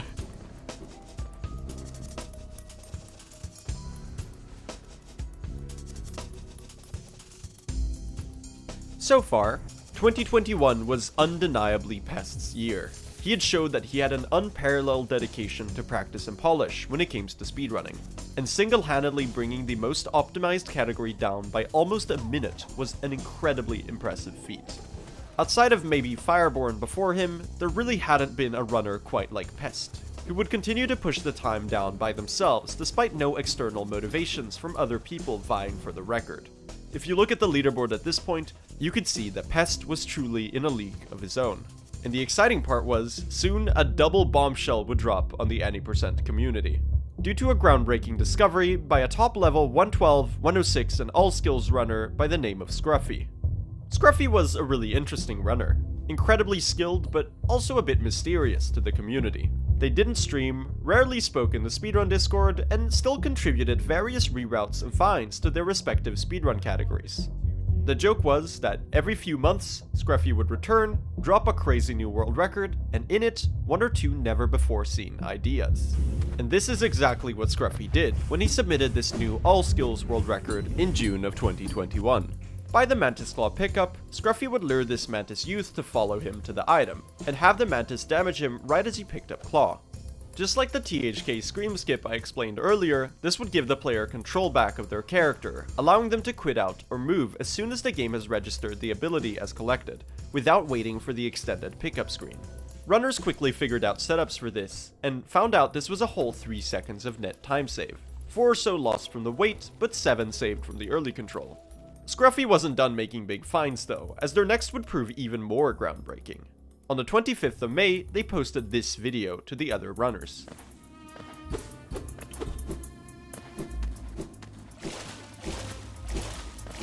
Scruffy had found yet another way to get wall-cling storage. Wall-cling storage is a glitch where the player tricks the game into thinking they're touching a wall when they're not. On patch 1221, you're able to preserve your dash momentum through wall-cling storage by grabbing onto this imaginary wall, making you, for the lack of a better term, go zoom zoom. Runners had performed this for years on doors as they opened, and more recently they had been found for elevators as well. But it turned out you could get wall-cling storage through simply standing at the correct distance from almost any corner in the game. Here, Scruffy had found a setup using nail hits against this wall to move them a consistent distance away from the wall, allowing a neutral dash to land them right here, in a weird position where the game thinks they're touching this wall, but really they're not. When they now move away, the game doesn't remove the wall because there's nothing to let go of. So Scruffy could now jump, dash, and press left, clinging onto the imaginary wall in midair and preserving their dash momentum. What's better is that the water of Blue Lake doesn't count as landing either, so the wall-cling state is preserved throughout the lake, allowing runners to zoom across at high speeds. You are able to chain wall-cling storage normally as well, but you have to jump on the first physics frame of landing, that is, a 50th of a second. The Blue Lake by itself only saved a few seconds, but this got runners very curious about where else wall-cling storage setups could be found. And it didn't take long until another major wall-cling storage find was made. While messing around with it, runner Constructive Cynicism realized you could get wall-cling storage on any vertical transition. He found that you could preserve your wall touching state if you just touched a wall on the way down through the transition. Now, just like the wall-cling storage chains of before, if you jumped on the first physics frame of landing in the next room, you could maintain your wall-cling storage. This resulted in this extremely flashy room, and made the previously simple segment of Chandelier really exciting. Soon, the debut of the first ever tool-assisted speedrun created by Constructive Cynicism himself would really showcase just how crazy wall-cling storage could get.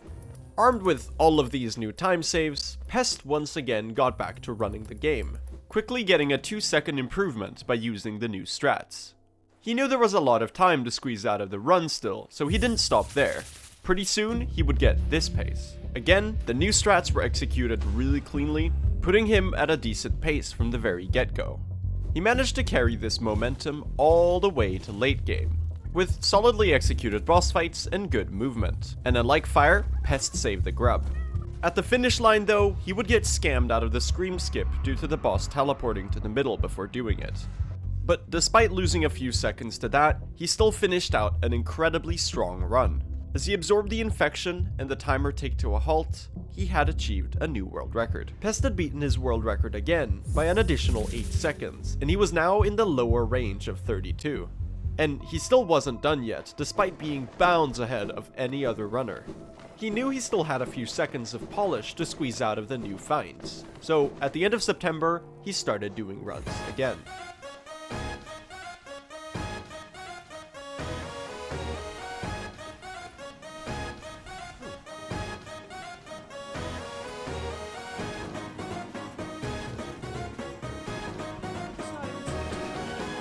Pest reached Umu on a crazy pace, and it remained to be seen if the boss was gonna let him through.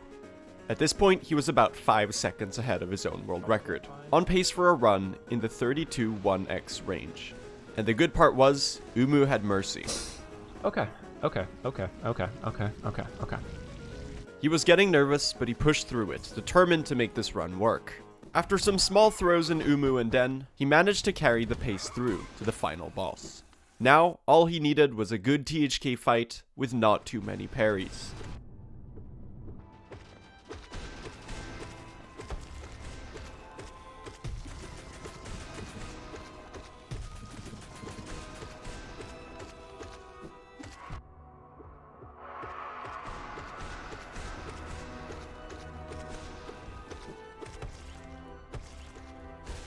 Oh my god, is that it? Oh my god, is it it? Oh, please tell me. Please. Please 1x, please 1x. It is. Oh my god. 16? The final cutscene started playing, and Pest had finished Hollow Knight in 32 minutes and 16 seconds. An unbelievable performance. And now, he was standing on the cusp of another minute barrier, and it would probably be the last one for real this time. Looking at the community sum of best at the time, that is, all the best splits added together into a theoretical perfect human time, it seemed that way at least. While his run wasn't completely perfect, with some time lost in late game, it was getting really hard to see any full seconds of potential time save anywhere. So, after the 32:16, he was satisfied, and took a really long, well-deserved break from speedrunning. And his world record would stand for a really long time. The end of 2021 came and went, and so did the game's 4th anniversary on February 24th, 2022. Because of how insanely ahead of his time, that's a speedrun pun for you, Pest was with his world record, the closest leaderboard competitor stayed Firebone's old record for a good while. But one by one, other speedrunners made their own crack at least being the second to break the 32 barrier. And for those that didn't want to stop there, it became a race to get the second place, the so-called non-Pest world record. And one by one, each of them would approach the barrier. Axe to You came first, while Pest still had a high 32 in May of 2021. He had returned at the start of the year, aiming to improve his time from his unrecorded record. After a few weeks of grinding, he pulled it off, with an incredibly close run, barely crossing the minute barrier with a 32:59. Yes! 32, baby! Axe's run, while not even close to Pest's insane world record, had a secondary and arguably more important effect in the long term. It managed to engage the community and motivate the any% runners who had dropped the category. And slowly, the top runner scene for any% awakened from its Pest-induced hibernation. During the end of 2021 and start of 2022, newer but established runners Guanqi, Lep19, Skate King, Unyo, Rhino Feeder, and Jackman Marcus made a push together, using their 6-way friendly rivalry to motivate each other to continue improving. And this incidental approach came with some pretty serious results. Third came Guanqi, who had put in an arduous grind for the 32, streaming non-stop for over a week until she got it. Through sheer dedication, she rapidly turned from an inexperienced runner to a top contender in the most optimized category. After her came Unyo at the end of July with a super cleanly played run, landing at the final time of 32:53. He was followed by Rhino Feeder, who with his 32:57 put the whole top 5 in the 32 range. And throughout the first half of 2022, there were 8 runners who achieved the amazing milestone of a 32 in any%, almost putting the entire top 10 under the barrier. A few of them decided they could push further though, so after a brief period of running other categories, Guanqi decided to keep going. And she wasn't alone in this, as Lep and Skate, her new top runner peers, also continued grinding down their times. And down they went, a few seconds at a time.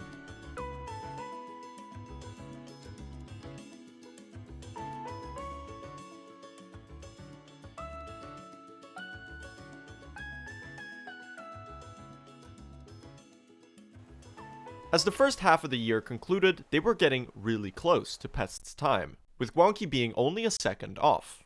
Because the category had gotten so very optimized, runners would spend hours upon hours in each individual room of movement, trying to squeeze out every last possible millisecond. Just to demonstrate the results of this, let's take a snapshot of a single room in the game. Here's a video of Barebones 3307 from a few years prior, an impeccably performed run for the time. And here was Lep's movement.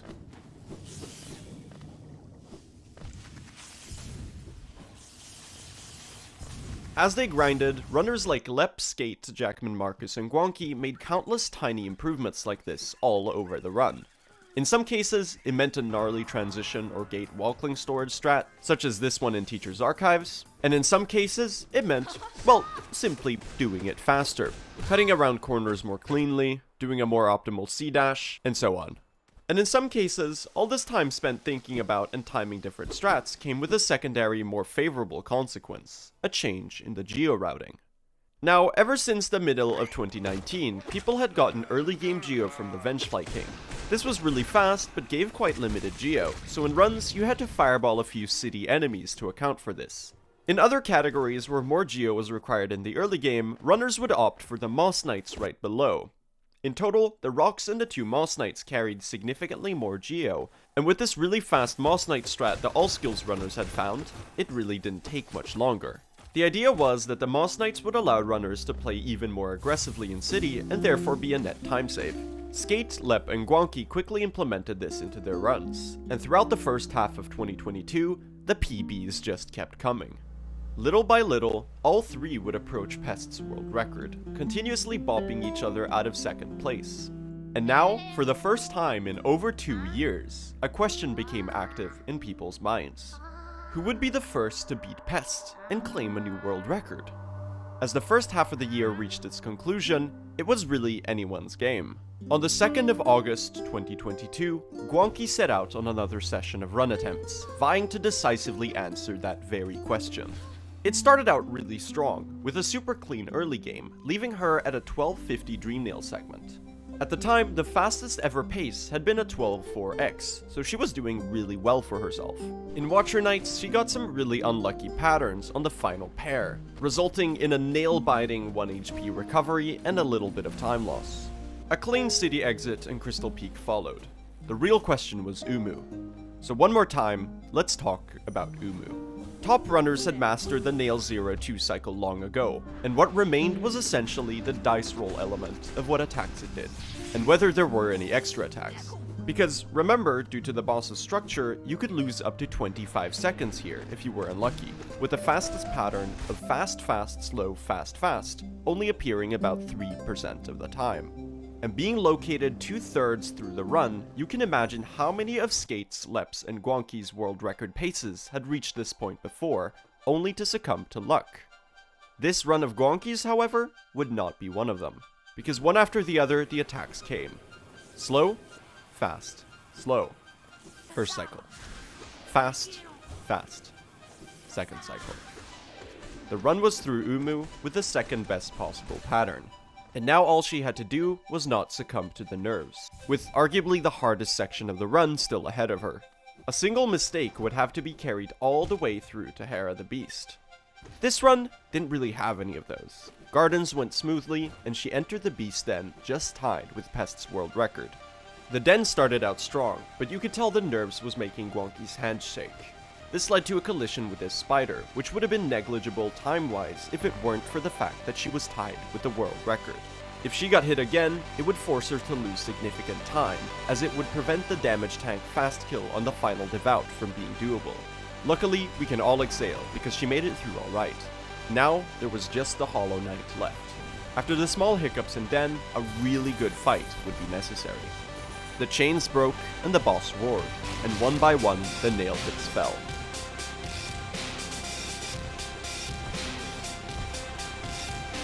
The boss did a fast scream, catching Guanqi off guard and causing her to miss the scream skip, which lost her a second or two. All she could do now was continue the flurry of rapid hits and dispatch the boss, hoping that the mistake hadn't cost her the record. THK fell, and Guanqi absorbed the infection. A nail-biting silence. And then, the timer stopped. Just barely. a new world record by a single second. After 2 years of Pest dominating the leaderboard, his time had finally been beaten.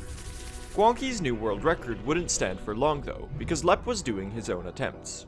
His remarkable patience and calm, focused attitude to speedrunning had led to rapid improvement, and at this point he had the lowest sum of best segments out of any runner, and the most community sum of bests out of anyone.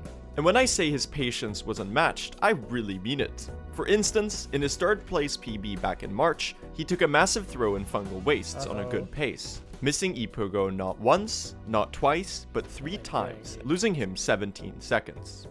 His reaction? He didn't reset. He didn't even raise his voice. He said, and simply kept going.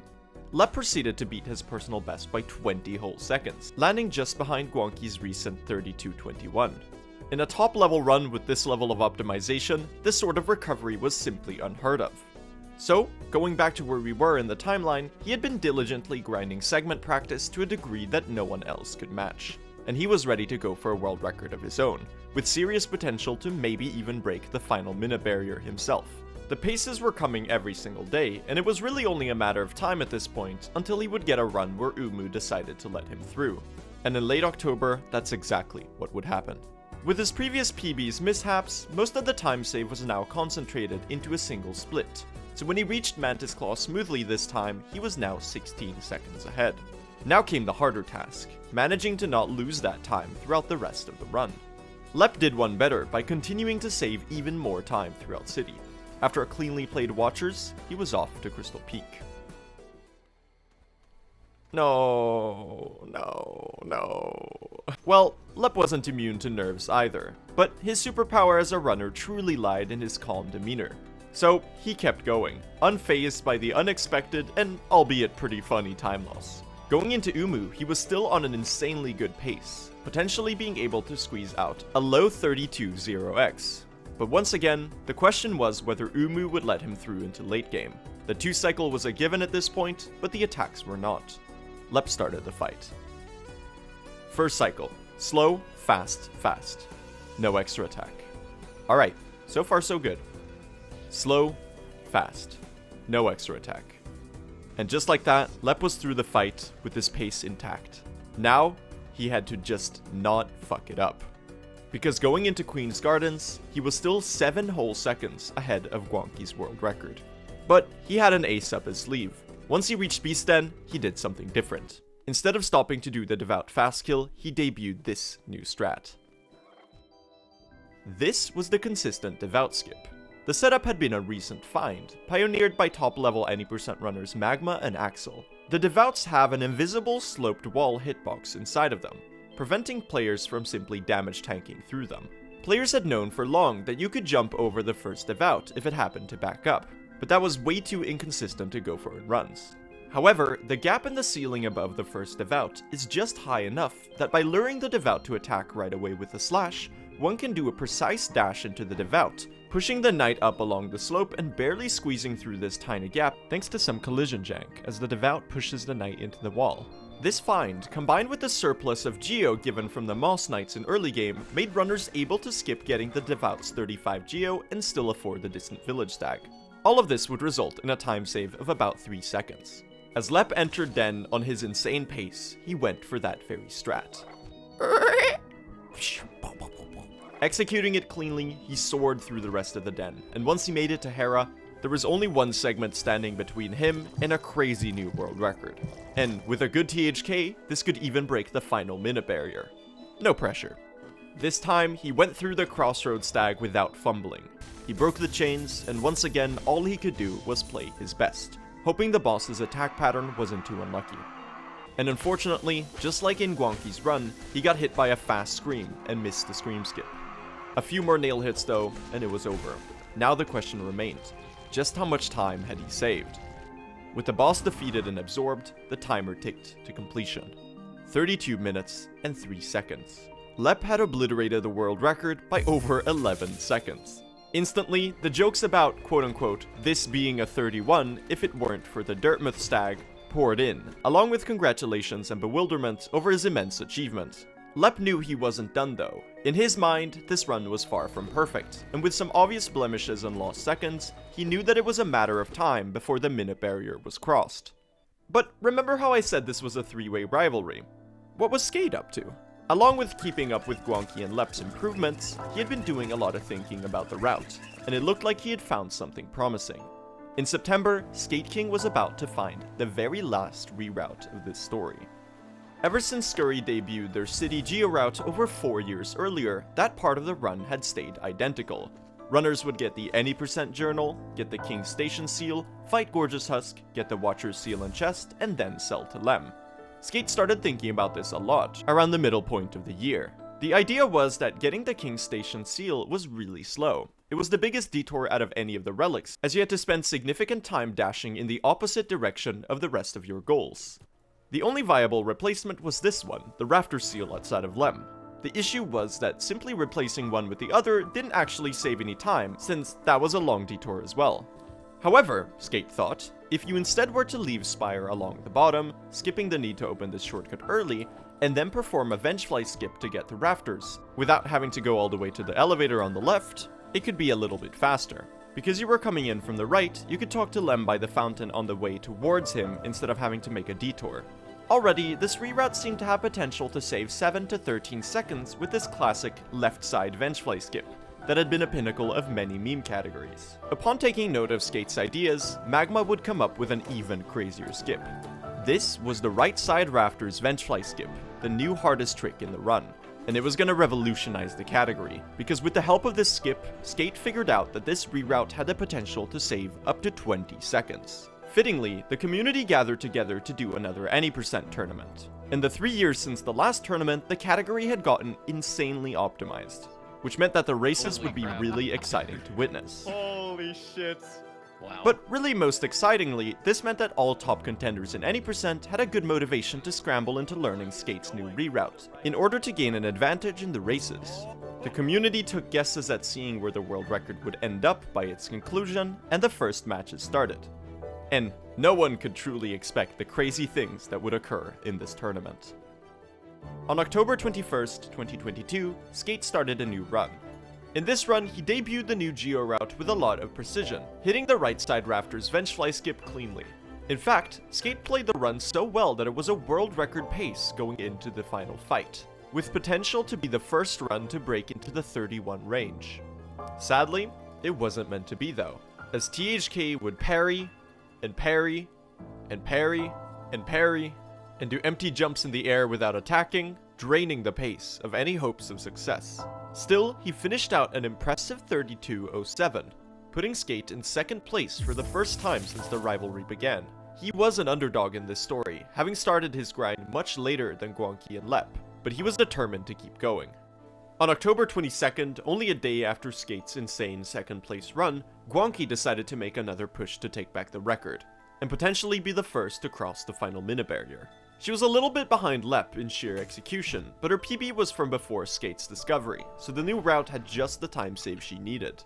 So, if she were to match her PB's high-level gameplay, it was incredibly doable. Guanqi started a new save file and got to work. After a super clean Watcher Knights fight in first half, she reached the new hardest trick. She hit it cleanly, but had a bit of a stumble at the top, understandable with this being such a new addition to the run. From there though, it was smooth sailing, even saving a bit of time in Crystal Peak with a 157 split. I can remember only a year or so prior, where getting a sub 2 Crystal Peak was unthinkable, and now runners were doing this on every single attempt. Into Beasten, she was on reasonable pace to beat Lep's world record, and maybe even the minute barrier with it. The devout skip went well, but then the den struck back, with a few hits on the spiders. This run really exemplifies how difficult it is to traverse the den quickly, and I don't think I've highlighted enough so far how big of a choke point this was for runners. Sadly, Guanqi got all the way down to 1 HP, which meant she couldn't do the fast devout kill with the damage tank, losing precious seconds. Now, 31 was out of the picture, but if she locked in, she could still claim the world record once again. And really, all she could do was take a deep breath, play her best THK, and hope it was enough. The fight began. And this time, she wouldn't be denied the scream skip either. Once again, the boss was consumed and the timer ticked on. And then it stopped. 32:03.36. Guanqi had beaten Lep's world record by half a second. Now, all three top runners were within a mere 3 seconds of each other on the leaderboard. The 31 was anyone's game, really. But how and when it would occur was completely unexpected. On October 28th, the speedrunning community gathered to watch one of the early matches in the tournament, Lep versus part of the Creed. Now, in a tournament setting, a lot of things were different. The most important one was that you had to aim for consistency. If you played too aggressive and died, you would essentially be guaranteed to throw the match, even against the slower opponent. And it wasn't like PB grinding. There was no resetting. You had to show up and play a good run on the spot. And that's exactly what Lep did. It started out normal. Both runners played their early games cleanly. And at some point though, the match's commentators, JX and Nerf, both very skilled any percent runners, started taking note at Lep's pace. There were no splits on display, but they could tell he was playing incredibly well. In fact, he got the community sum of best for Mothwing Cloak, that is, the fastest anyone had ever performed that segment, by 0.2 seconds. A few minutes later, he got a new community sum of best for Chandelier as well. He was staying within a second of his tied with record PB, and since that run had a silly incident time save in the Crossroads stag, this run was suddenly a prospective world record pace by a lot.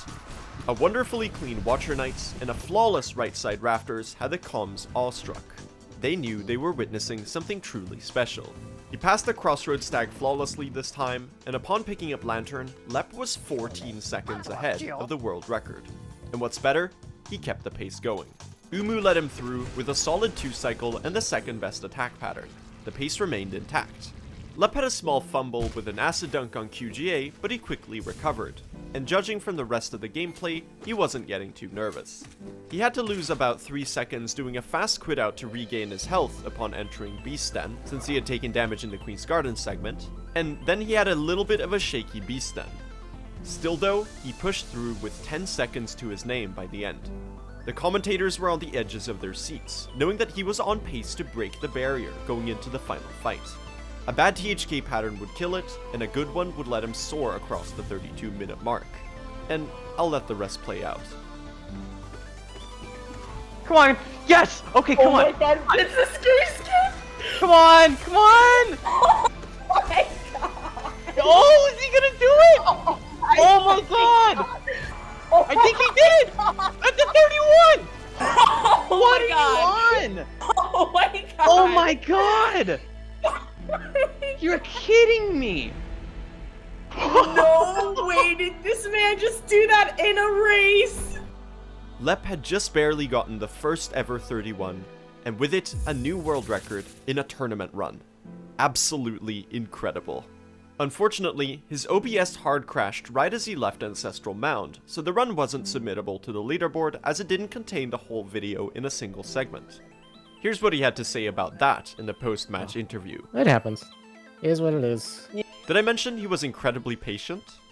The tournament continued, and with it, the grind, and Lep got to work on getting a submittable 31. In mid-November, he would get this 32:00, technically a new leaderboard world record. The year reached its end, and crazily enough, in the final hour, Skate would start a new run. He was gonna start off 2023 with a bang. Just like his last PB, Skate got a very strong run. And going into the final fight, he was once again on world record pace. Surely he wouldn't lose another 31 to THK. The other runners in the call wished their good luck, and Skate began the fight just 2 minutes before the new year began. He played it really well, but got a really peculiar attack pattern. Very few parries, and a rare 2 fountain attacks in the second phase. Wow. Skates barely clutched the scream skip also, but when the fight ended, he was left disappointed and puzzled. Oh, dude, how? How? How? With all those good attacks and a well-played fight, it still hadn't been enough. The timer stopped at a 32:02, right as the new year began. Happy New Year! Skate lost to 31, GG's. You would think that starting the year like this would be incredibly demotivating for him, but as soon it would become apparent, 2023 would be the year of Skate King. He wasn't the first to do something crazy though, because on January 2nd, Lep would start his stream for another run session. he began yet another attempt to attain a submittable 31. In early game, he saved back the few seconds he had lost in his record by tabbing out to restart OBS after the crash. But Lep would soon realize just how insane his tournament run had really been. By the time he reached Chandelier, he was 9.4 seconds behind. It was gonna take a hell of a second half to recover this. But as you know by now, Lep was the last person to preemptively give up on something. So, he played an incredible Watch Your Knights fight, easily recovering half of the time loss in one swoop. With a clean right side rafters and another second saved on Lantern, Lep entered the Crystal Peak toll room, getting an incredible 5 times Walkling storage chain from the gate. As I explained earlier, each time you land on the ground, you have a physics frame, or 1/50th of a second, to jump again before the game removes your Walkling state. Lep did this 5 times in a row without breaking a sweat, soaring straight through to the room transition. Incredible stuff. He kept that same momentum through the rest of the area, and suddenly, he had shaved off another 2 seconds. Perhaps overcompensating for his earlier success, he messed up the Walkling storage into archives, but when Lep reached the Umu fight, that really wouldn't matter, because for once in hundreds and hundreds of attempts, the 3.9% perfect RNG occurred. Fast, fast, slow, no extra. Fast, fast, no extra. And just like that, Lep was barely ahead of the world record. If he could match his PB, then this would be one for the history books. Immediately, disaster struck, with a pretty painful dunk and damage tank on the way out of archives. Then, after another dunk and a third try QGA, Lep's pace had vanished.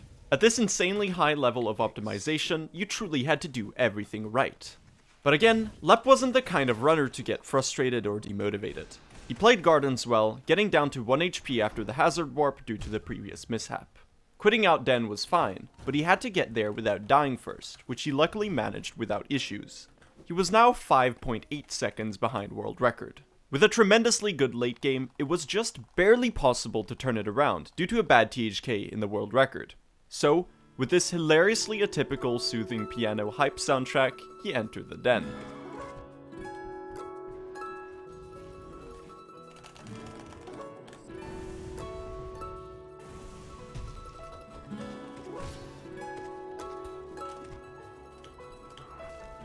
Okay, that's it. Okay. Alright, folks. 31:52, a new world record with a remarkable late game clutch from Lep. And just like Fireborn and Pest before him, he celebrated his victory quite modestly. In his journey to the top, Lep had shown just how far you could push the game on a technical level, with an absolute scouring of the ComSob sheets. But perhaps his mentality and perspective on speedrunning was his biggest strength and contribution. He had realized that speedrunning sustainably at a top level was just as much about mentality and understanding yourself and your goals as it was about pure mechanical skill. Lep became the relaxed, patient counterpart to his more energetic and passionate top runner peers. You might be noticing I'm speaking pretty conclusively about Lep. He would continue to polish his time, but his top spot would soon be claimed by someone else. Because, finally, it was time for Skate to be crowned king of any percent. The entire last 2-year period, Skate had been a little bit overshadowed by his peers, who seemed to always barely beat him to the big milestones. Now, he was ready to show his true potential. It started in the middle of January, pretty soon after Lep's 31:52. He was in the middle of one of his many record grind streams, just look at that attempt counter, and had managed to get a solid pace going. Skate had made a comparison that added up to a 32 flat. That meant, if he was ahead, he was on pace to break the barrier. By the time he got to Watch Your Knights, he was already 2 seconds ahead. Then, he got this fight.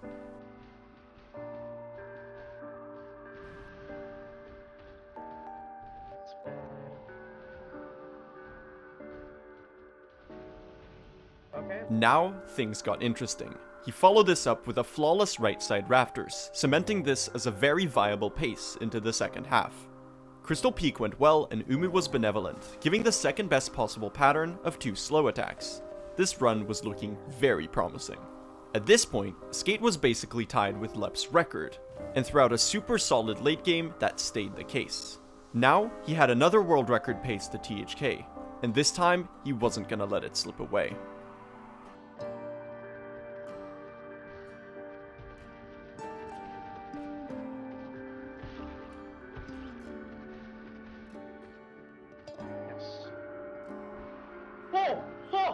And after all, they do say the third time is the charm.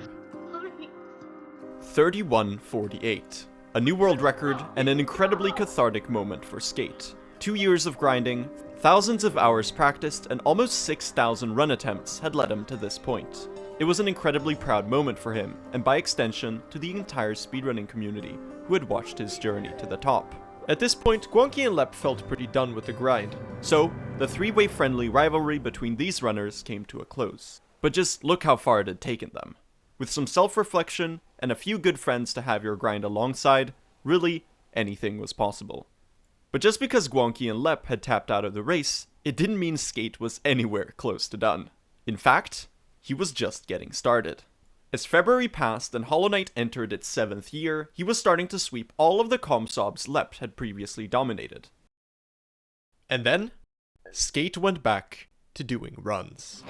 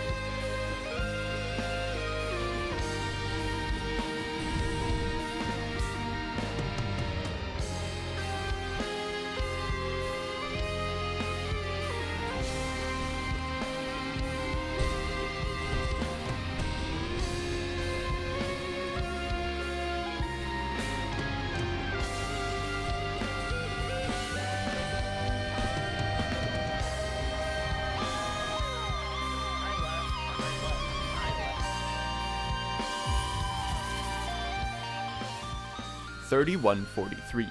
Skate had done it yet again. This run left him even more motivated than before to continue. He had proved to himself just how possible the next 10-second barrier was, and all he needed to make it happen was another solid run with some better RNG. So as June ended and July began, he dedicated himself fully to the grind one last time. Day after day and attempt after attempt he tried. A pace loss to Umu here, a death to Den here, a THK that didn't cooperate. All of this was standard at this level of any percent, and Skate remained undeterred. Across half a month and over 200 run attempts, he relentlessly grinded runs and segment practice. And then, on July 15th, 2023, on run attempt number 7,464, Skate would get this run. It started out unassuming, yet really strong, with an impressive 327 Vengeful Spirit. Skate got a nice first spit Balder, a 50% chance, and only lost a little bit in the green path segment due to a slightly slow Hornet pattern. Dropping through Fungal cleanly, Skate performed this slightly faster Fireball Epogo, an evolution of the one found by Fireborn back in 2019. Once again, he had made a comparison on his timer that added up to a 31:40, which meant he was on pace so far to beat the decasecond barrier. And it kept getting better, with smooth sailing through the Blue Lake, and upon Dreamnail a staggering time of 12:43, one that was absolutely unthinkable a year or so prior to this. Skate showed immense precision in the upcoming transition Walkling storage, as he chained the glitch upon landing, traversing the entire room in one swift motion. As he approached the Watcher Knights, he played it insanely well. Now, things were interesting. He was already 8 seconds ahead into Watcher Knights, which meant that this run could be something truly special if the fight allowed him through. Sadly, the Watcher Knights fight wasn't quite up to Skate's standards, with some unfortunate rolls and 1 or 2 stumbles on his part. That was terrible. Still, his pace was relatively unscathed on the other side.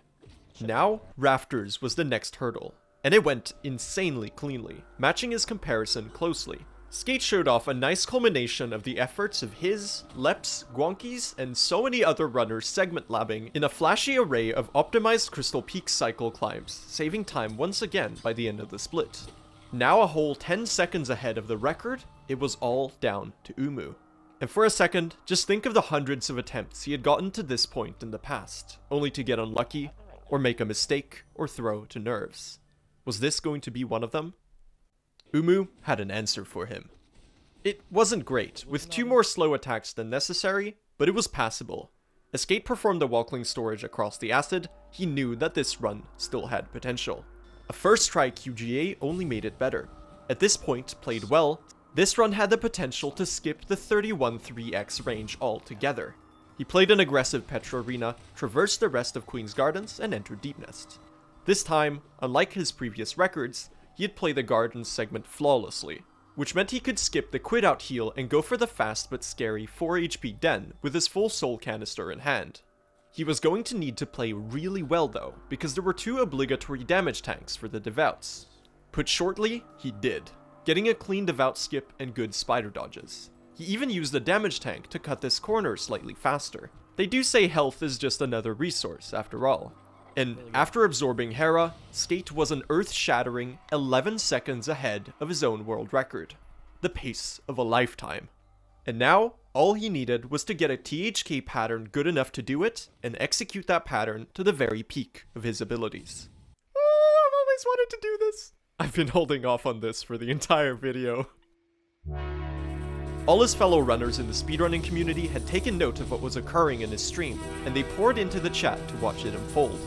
As he entered THK, he had saved another 2 seconds, putting him 13 seconds ahead of world record, and shockingly making this a potential 31-2x pace. The Holo Ds were spamming, the adrenaline was flowing, and the time save was plentiful. Only a single question remained. Was Skate King up to the task? Yeah, you could say that.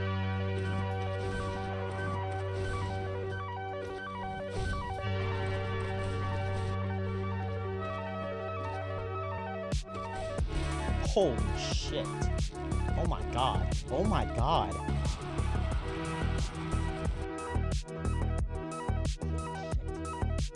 Oh my god. Holy shit. Skate was dumbfounded. With an absolutely insane THK fight, only 0.2 seconds off the best fight ever performed, also by Skate, he had saved another 6 seconds on his world record. The final time was 31 minutes and 24 seconds, a world record by 18 entire seconds, and to this day, the fastest ever run of any percent NMG ever performed. That's right, even over a year and a half on from that fateful day of July 15th, 2023, no one has beaten Skate's record. Like Pest before him, Skate was so far ahead of the curve that top-level competition of the category simply died for a time.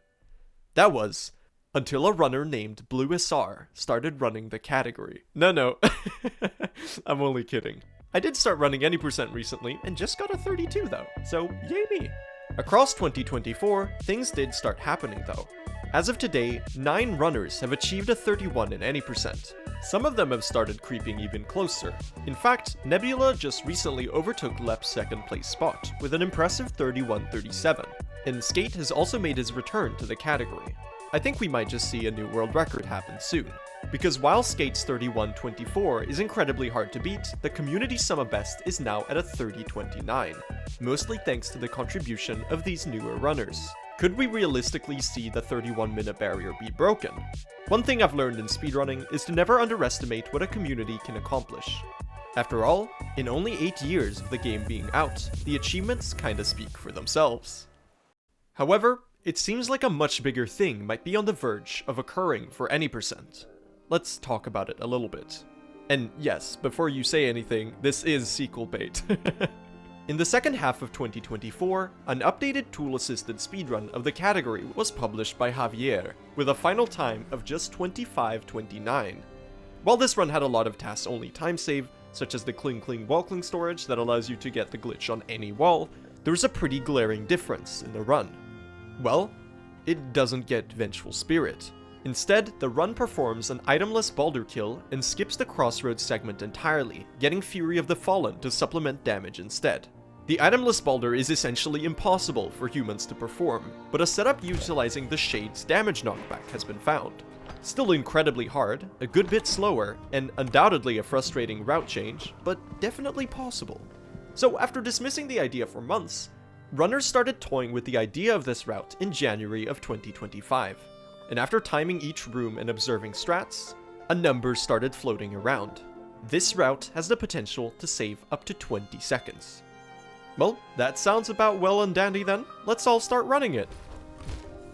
There's a problem here. The route is really hard. Like, really hard. And then, a runner by the name of Blue SR did the impossible. No, I'm still joking. But the existence of this much harder, theoretical route poses a lot of interesting questions for the future of the category. Lep19 has just recently returned and started to do attempts with it. But it remains to be seen what will come of it. Enough looking forward. Let's take a look back. In 8 entire years, Hollow Knight's any% NMG speedrun has come a really long way. From Spleen's first finished run of 1 hour, 16 minutes, and 30 seconds, to the Blue Lake Shadeskip and the adoption of the Barebones route, to the countless strat finds big and small, from the blink of an eye to a 20-second chunk, the times kept dropping thanks to the contributions of all of these runners. With a current world record of 31:24, it remains to be seen what will be next for any% NMG. Whatever happens, I'm sure it'll be really interesting. And that right there was the world record history of Hollow Knight any% NMG speedruns. Thank you for watching. Okay, wow. When I started working on this in late December, I didn't really expect it to go over 2 hours, but here we are.